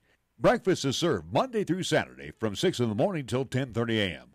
Breakfast with Chick-fil-A, the most important meal of the day at Windmill and Del Range. Darren College, a former NFL Super Bowl champion, signed the most important contract of his life to serve in the Army National Guard. I've had a lot of military in my family. It's a big part of what my family's done for a long time. I want to go out there and make a difference. I didn't find that working behind a desk, so for me it was a pretty easy decision to make. And then the opportunity to serve my community and serve my country was just icing on the cake. To learn how to be part of the Army National Guard, log on to nationalguard.com. Sponsored by the Wyoming Army National Guard. Aired by the Wyoming Association of Broadcasters and this station. For 56 years, 1480 K-Ray has been Cheyenne's home for good times and great oldies. Also with KYY-FM, we are Cheyenne and the area's only locally owned AM-FM combo radio stations. Add that to the addition of 3 FM radio translators to serve the area with programming from both K-Ray and KYY, and that equals a lot of bang for your local advertising dollar. Radio, yesterday and today, still works. For more information, contact Larry Proetti at 307-637-0301. Here's the latest weather forecast on 1480 K-Ray. For today, it'll be partly sunny with highs around 89 and winds out the west at 10 to 15. Then for tonight, it'll be partly cloudy with lows around 51. On Friday, it'll be partly sunny with a possible thunderstorm in the afternoon with highs around 84. And on Friday night, it'll be mostly cloudy with a slight chance of rain showers with lows around 52. Got something to say? Then get it off your chest right now. Phone lines are open at 307-514-1071. Make your opinion count and call the show. Wyoming Sports Talk today.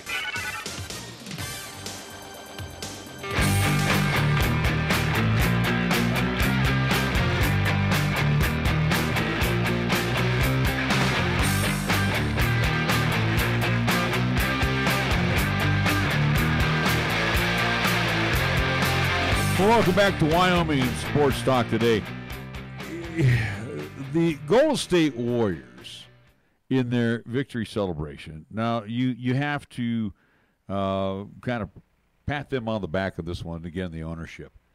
They spent a buttload of money on champagne. Did you know when the Warriors were flashing those bottles of champagne around, fashioning them in the locker room after winning? Those bottles cost $1,500 each. The Warriors spent about $1 million. Is there any? I know, but they spent about $1 million just alone on champagne for their team. So what? They can afford it. Who cares? Go right ahead. It's a celebration. And how much of that $1 million champagne do you actually think was drunk? None. None. Absolutely. Again, why are you bringing this up? Who cares? No, I was just saying that's they paid for buses. They probably had to pay for everything. It's a drop in the bucket. $1 million for them? No, they don't care.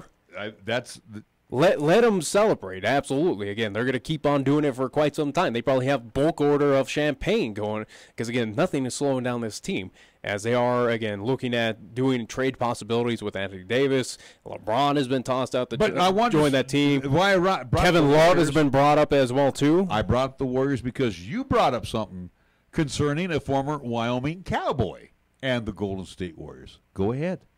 Oh, it's nothing really major. All it is going to be Hayden Dalton working out for the Golden State Warriors pre-draft workout to possibly be drafted by the Warriors. So we'll see if it happens. Who knows? Who really at this point? Again, it's a pre-draft workout.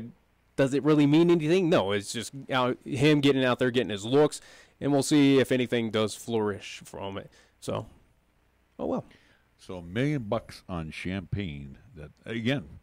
You go down to any one of our fine sponsors. I'll pick on Del Range Liquors. You can get a bottle of Andre for like $5. So I mean, the Warriors $1,500 a bottle of champagne. Kind of reminds me of the movie Scrooge, where Bill Murray says in the end, "Get the good stuff, not the stuff that I send out." Yeah. Wow. Anyways, jeez, I just sit there and go, $1 million worth of champagne ended up on the Cleveland Cavaliers carpet. Broncos, they are at their mini camp right now. And again, I'm looking over here and I'm seeing that Deshaun Watson, again, they're not doing this with pads per se, and they're not getting hit right now. But it's good to see that Deshaun Watson has bounced back from that knee injury.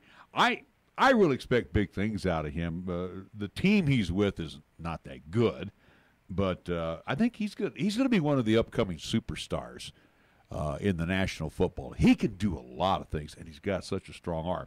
And then I go from Deshaun Watson to Paxton Lynch, and this is the guy right here, and I'm so sorry to say that I was on his bandwagon, but, man, this guy's got nothing between the ears. I don't know why the Broncos are still dealing with this guy. I mean, it's just like he can't grasp the offense.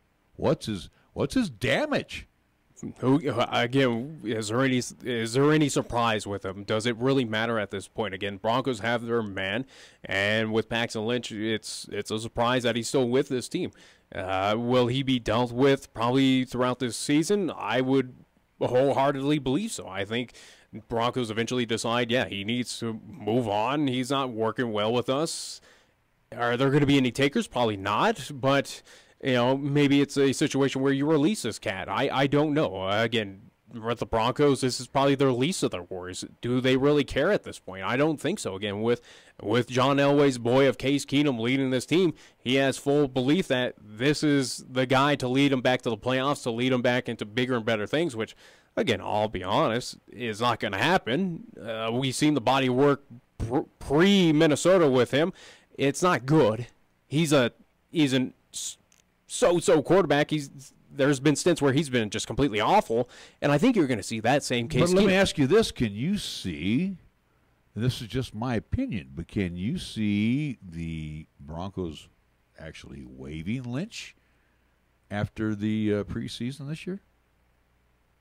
Probably.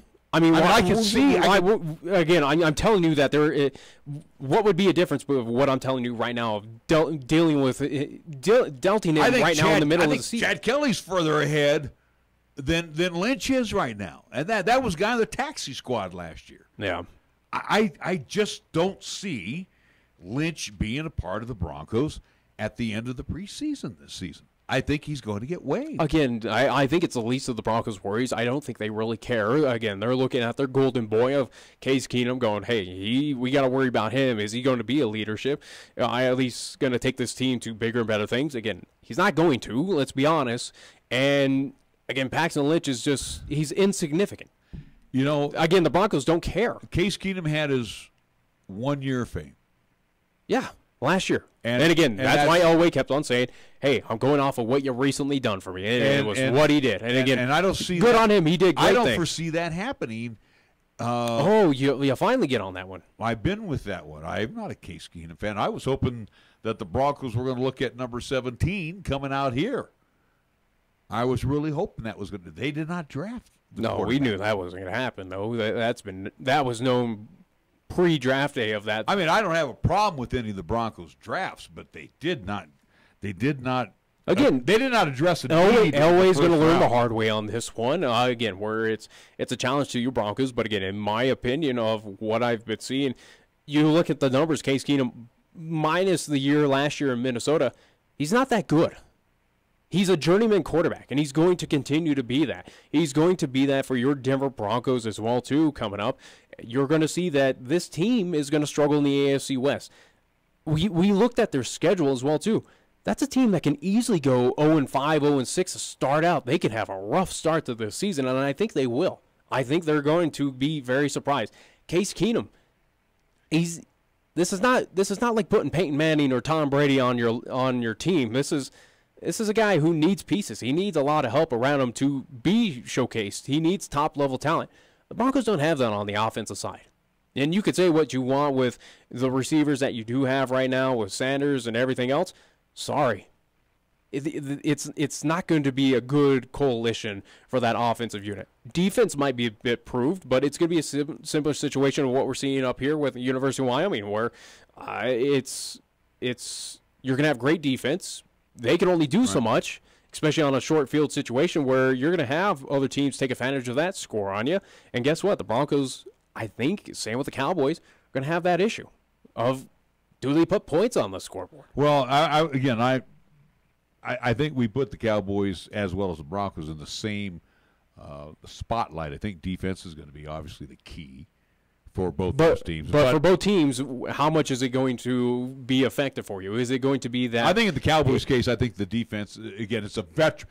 The defense is so veteran that it will keep you in games, Nick. Will it against Washington State? I'm not. Will I'm it talking against about Missouri? The big boys. Maybe so that's Mizzou. two. That's two. Maybe Mizzou. Not on the road. Washington Not State. on the road there. Sorry, you don't get it done in Columbia against that the team. Broncos' defense will match up very well with their schedule this year. We'll see. That is a very against the Raiders right now. I think they can match up against the Raiders. No. Against the Raiders? I don't. The Raiders' offense with Derek Carr being healthy, being back, absolutely. Okay. I think so. Again, who do you think? Again, who you brought in from the Green Bay Packers? Jordy Nelson. There you go. That is your big name right there to replace Crabtree. Jordy needs to be healthy. And he's looking to be healthy. Okay. Again, both pieces obviously need to be healthy. Again, Carr's had his issues, and Jordy has had his issues, but all signs of right now is they're good to go. They're ready. I think you're putting way too much stock in John Gruden. All right, whatever. But we'll see where we're at right now. But again, the Broncos. I think the Broncos will be. I think of what. I think the Broncos will be healthy against Kansas City. Okay. Who knows even what happens with Kansas City? Maybe Mahomes goes and surprises everyone. You're in love with that guy, so we'll see about that one. But again, put on paper at least teams where, again, if both teams are full 100% healthy between Raiders and Broncos, sorry, Raiders by far are a better team than what the Broncos are putting out right now. And again, that I give them with the slight edge of that offense as well too. Again, who are you taking, Case Keenum or Derek Carr? Go ahead. You can take Case Keenum. I'll take Derek Carr every day. I'm talking about defensively. I'm saying the Broncos. I think defense as well. Again, what did the Broncos, or at least what did the Raiders do? They bolstered that defense. Again, they're still looking to re-sign or at least get back Khalil Mack. He is kind of that offseason issue right now where he's holding out for money, but I think they will get that taken care of. Again, defense as well, I think has a slight edge for the Oakland Raiders. I think they're going to – this is a team – that's going to flirt with being at the top of the AFC West along with the LA Chargers. I give the Chargers the advantage of I think they'll be AFC West champions, but Oakland's going to be right there in a close second.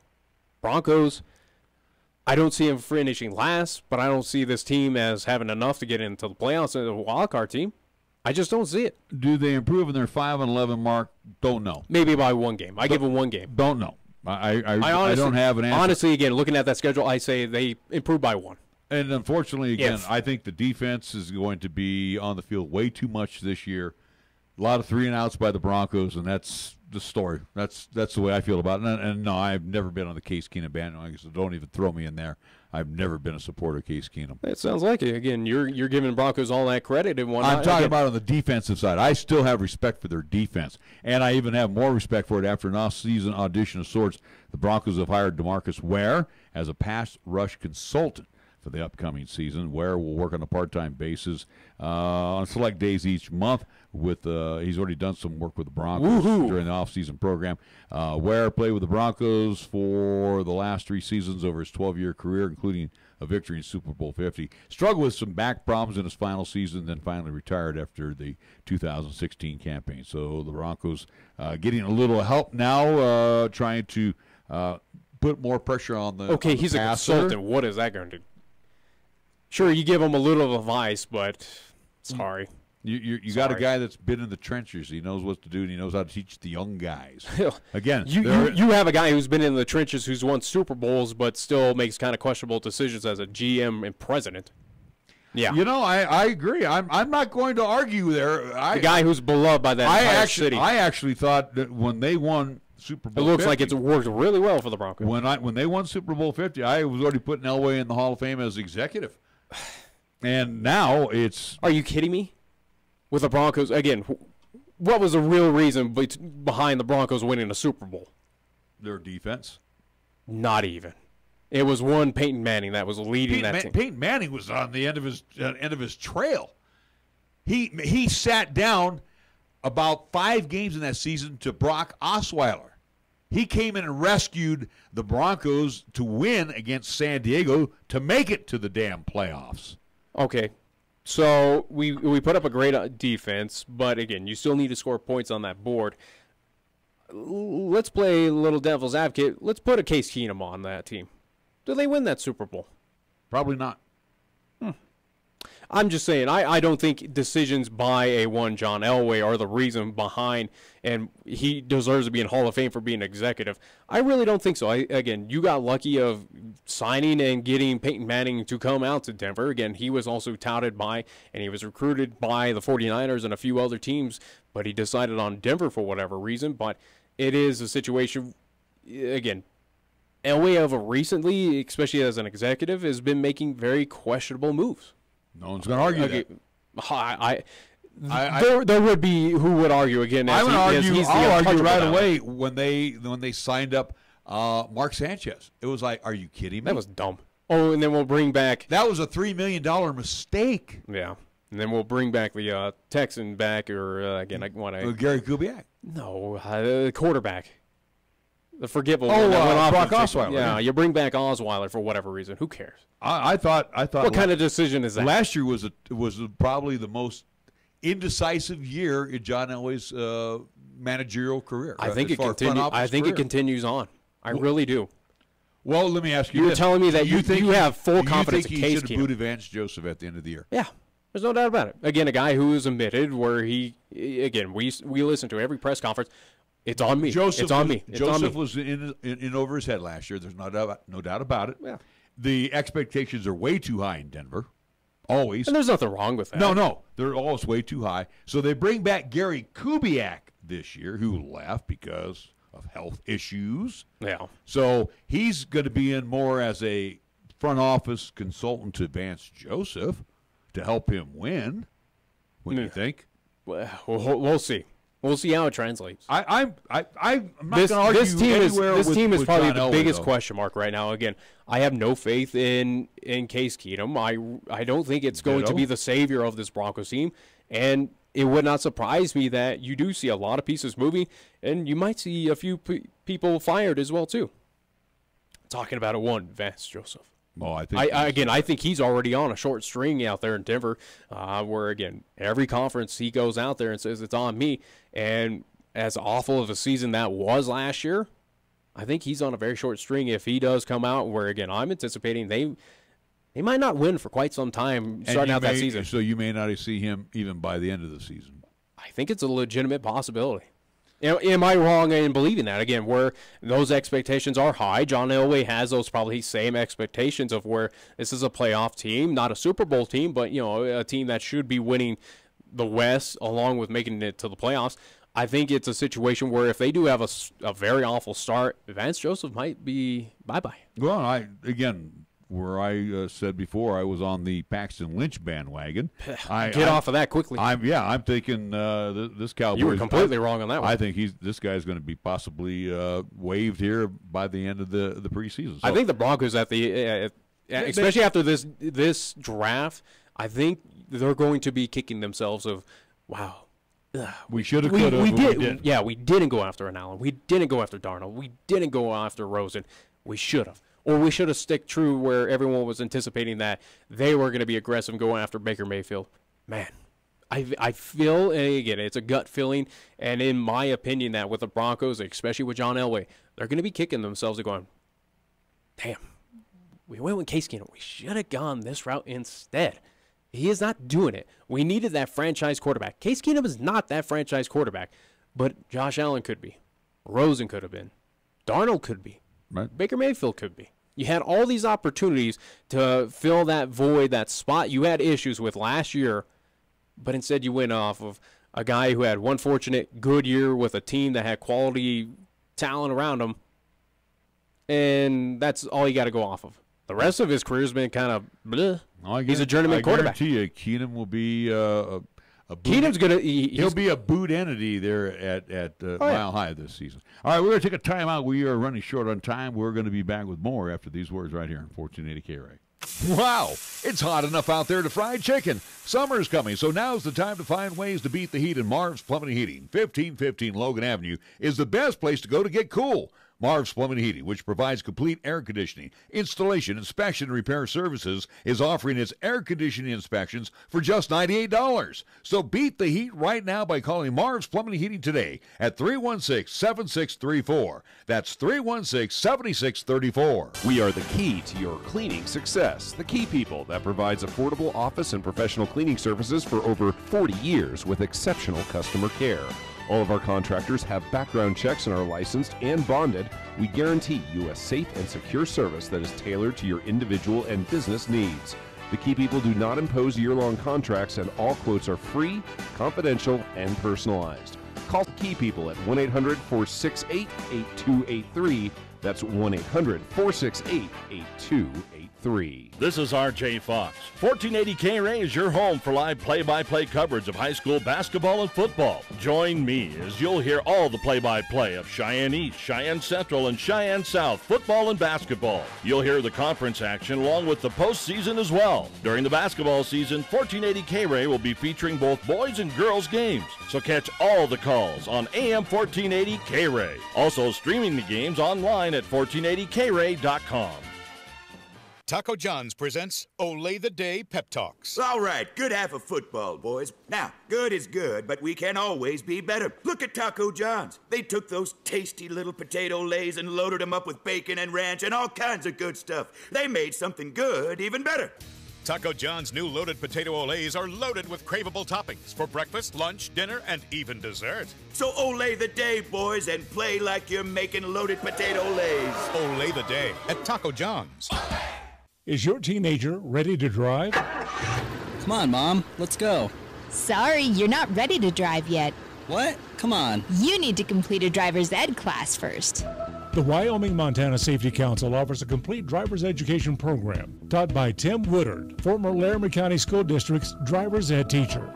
Classes are starting soon. Please call 635-4592 to sign up or go to wmsafetycouncil.org. Wyoming-Montana Safety Council. Think safe, live safe. When you say Mondello Pizzeria, think authentic Italian.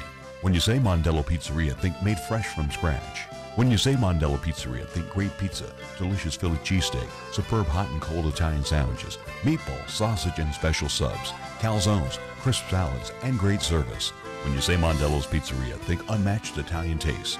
Mondello's Pizzeria, 1507 Stillwater Avenue, your only true Italian stop for lunch or dinner.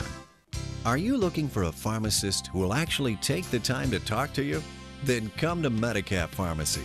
We're dedicated to healthcare only, which means we'll fill your prescription quickly, and then we'll make time to listen, answer your questions, explain your prescriptions, and tell you about possible drug interactions. Medicap Pharmacy will always make time for you. Medicap Pharmacy, 1947 Bluegrass Circle, next to Texas Roadhouse in Cheyenne. Or call 635-3712. Here's the latest weather forecast on 1480 K-Ray. For today, it'll be partly sunny with highs around 89 and winds out the west at 10 to 15. Then for tonight, it'll be partly cloudy with lows around 51. On Friday, it'll be partly sunny with a possible thunderstorm in the afternoon with highs around 84. And on Friday night, it'll be mostly cloudy with a slight chance of rain showers with lows around 52. You bleed brown and gold? So do we. Wyoming Cowboys football and basketball is always front and center on the show. This is Wyoming Sports Talk Today, and it's here on AM 1480 K-Ray.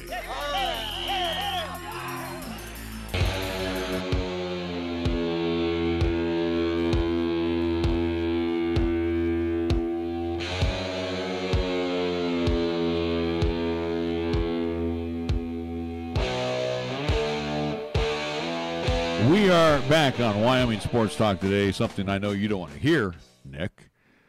San Francisco Giants third baseman Evan Longoria fractured the fifth metacarpal in his left hand when he was hit by a pitch today against the Miami Marlins. Marlins right-hander Dan Strader. It seemed like the Marlins caused more injuries to the Giants.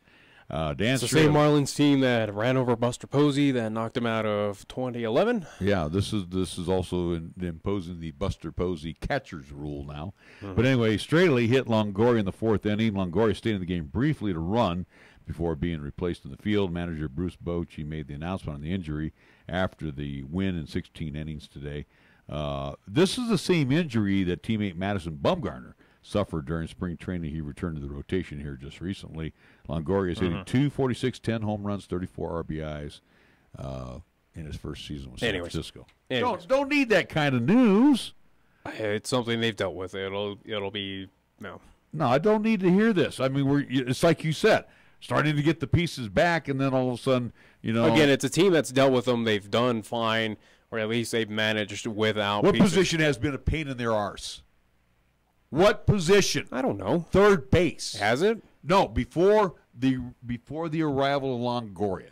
How many third basemen did they try out there?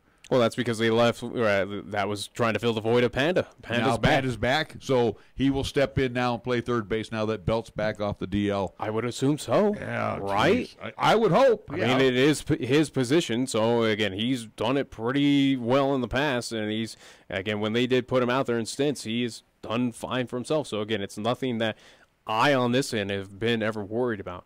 Anyways, though, as it is Thursday, as we never got to, I think we had to talk golf or something after our talk and chat with Kevin McGlue, voice of the Colorado Eagles. Thanks to him. But it is Thursday. We do have a Thursday throwback segment here on Wyoming Sports Talk today. It's gonna be a quick one this time, but I wanted to tie it along with that conversation. But again, you went off and did your own thing. So, anyways, though, we want to look in the past of the ECHL Colorado Eagles, of what they've done in their short stint there, as they've been a part of that ECHL league for 7 years now, including this season. They have won the Kelly Cup, at least Kelly Cup, twice this year and last year. This year they defeated the Florida Everblades in 7 games, and last year got a clean sweep against South Carolina, and it was, again, nice send-off for the Colorado Eagles before they head up to the American Hockey League. This season, it was their winningest season, as they mounted 48 wins.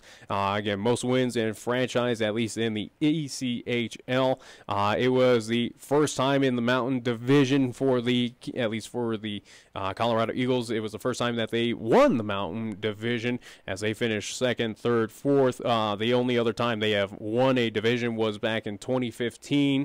When they won the West Division, as that, at least in the ECHL, have altered their division names quite many a times, from Pacific to West to Mountain to blah, blah, blah. But, again, they have made it to the playoffs every single year in the ECHL. They lost in the conference quarterfinals 3 years in a row, starting 2011 to 2014. Lost in the division semifinals in 2014. 2015 lost in the conference finals, and then the past 2 seasons winning the championship. So it's a team that has been very productive, very well off in the ECHL, and looking to continue that trend for the Avalanche as the AAA affiliate now in the American Hockey League. The ECHL no longer exists in the Loveland area. It's now the American Hockey League Colorado Eagles. I don't think they really care. Again, right now, if you're a fan of that team and if you are a part of that team, you're excited. You are now moving up to, again, you're one step right now behind the main show down in Denver,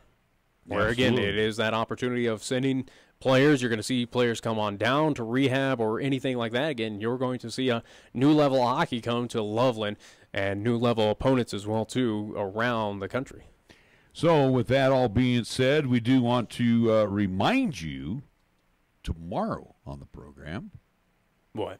Well, you haven't got anybody lined up for tomorrow? Why announce it now? We'll just save it for tomorrow, at least on the social media sites. I'm not going to say anything without confirming. Well, why don't we talk about your social media, since you mentioned social media?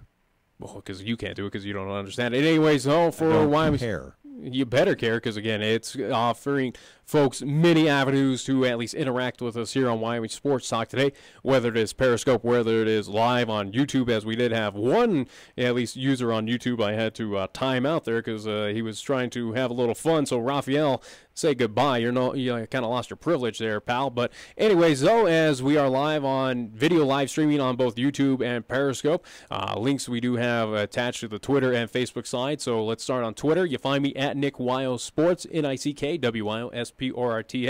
Find the show Wyoming Sports Talk today on Facebook by simply just searching that, or it's facebook.com/WyoSportsTalk.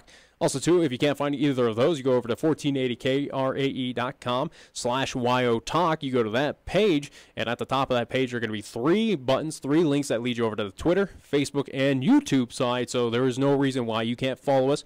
Give us a like, a follow, subscribe to our YouTube channel, where we're giving you at least the show live updates regarding guests, contests, giveaways. Again, congratulations to Mike Schaff, who did win our NHL Bracket Challenge as well, too. Been chatting with him quite a bit. And also, too, any news to pass along as well on our social media sites. All right. And we want to remind everybody this is our final night this week of our Golden Age of Radio Theater. It'll be Red Skelton times 2, beginning at 8 o'clock tonight, going up until 9 o'clock. And from 9 and just a little past 10 is our Suspense Theater. So we'll have a couple of programs headed your way as, again, we have the Golden Age of Radio Theater heard Monday through Thursdays right here on 1480 K-Ray. One other thing to let you know, if you did not hear, and probably nobody really cares, North America will be hosting the 2026 World Cup. With, of course, with various USA cities. probably not even playing. Well, we'll see. Again, it's a situation where, you know, fans here are kind of fickle as well. Especially where soccer. The fans will show up. It's again, we'll see. It depends on what region, what cities that they do choose. Again, it's depending on a few in Mexico, Colorado, or not Colorado, Canada and U.S. of whether I do believe Denver was one spot of entertaining for a few games for the World Cup. So we'll see if that even flourishes. But you know, who knows? Again, does the U.S. if the U.S. is not even participating, is that something where people care in the U.S. will show up? I mean, there are good soccer fans, but is that something where we're going to see stadiums filled up? Is, you know, if Denver's selected, I would assume that they're going to hold it at Mile High Stadium.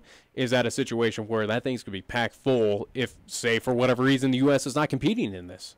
Exactly. No, it won't. I don't foresee it. I think the interest will be lukewarm at best. Possibly. All right, we like to wrap up our program here as we're getting close to the top of the hour. The best of the 50s and 60s headed your way up until 8 p.m. We like to wrap up the program with On This Date in History. I mean, I do, because you don't do anything on this one. I have to research everything. But anyways, on this date in history, we'll go back. It is June 14th. We'll go back to the year 1901. This first ever event happened. I'm going to go June 14th, 1901. This first ever perfect game by event. First event. Okay, so it wasn't a perfect. Something we've been talking about. The first U.S. Open? No, well, I mean, you're close, but it wasn't that. First golf tournament held in the U.S. First British Open? I don't know. Back in 1901 on this date, and June 14th, it was the first ever golf championship observed by the Professional Golfers Association, the PGA, which was played in Scotland and won by Scotland's own James Braid. So back in 1901, the first ever official PGA golf championship tournament was underway on this date. All right, we head back inside your radio tomorrow due to circumstances beyond my control. We will be back tomorrow from 3 until 5, so do join us for Wyoming Sports Talk today. What does that mean? That means I have to sit and look at you one more time for the week. Reverse that, and then that's my feeling towards you. You know, folks, I don't dish it out if you can't take it. No, I remember back in the day I wanted a son, and look what I got. All right, we are. Yeah, you got a creative mind, a person who is in a visionary of what I've built up right now. Without me, you wouldn't have all this. Yeah, I need a nap. Yeah. All right, we are going to wrap things up. We will be back with you again tomorrow from 3 until 5. Have a good evening. This is 1480 K-Ray.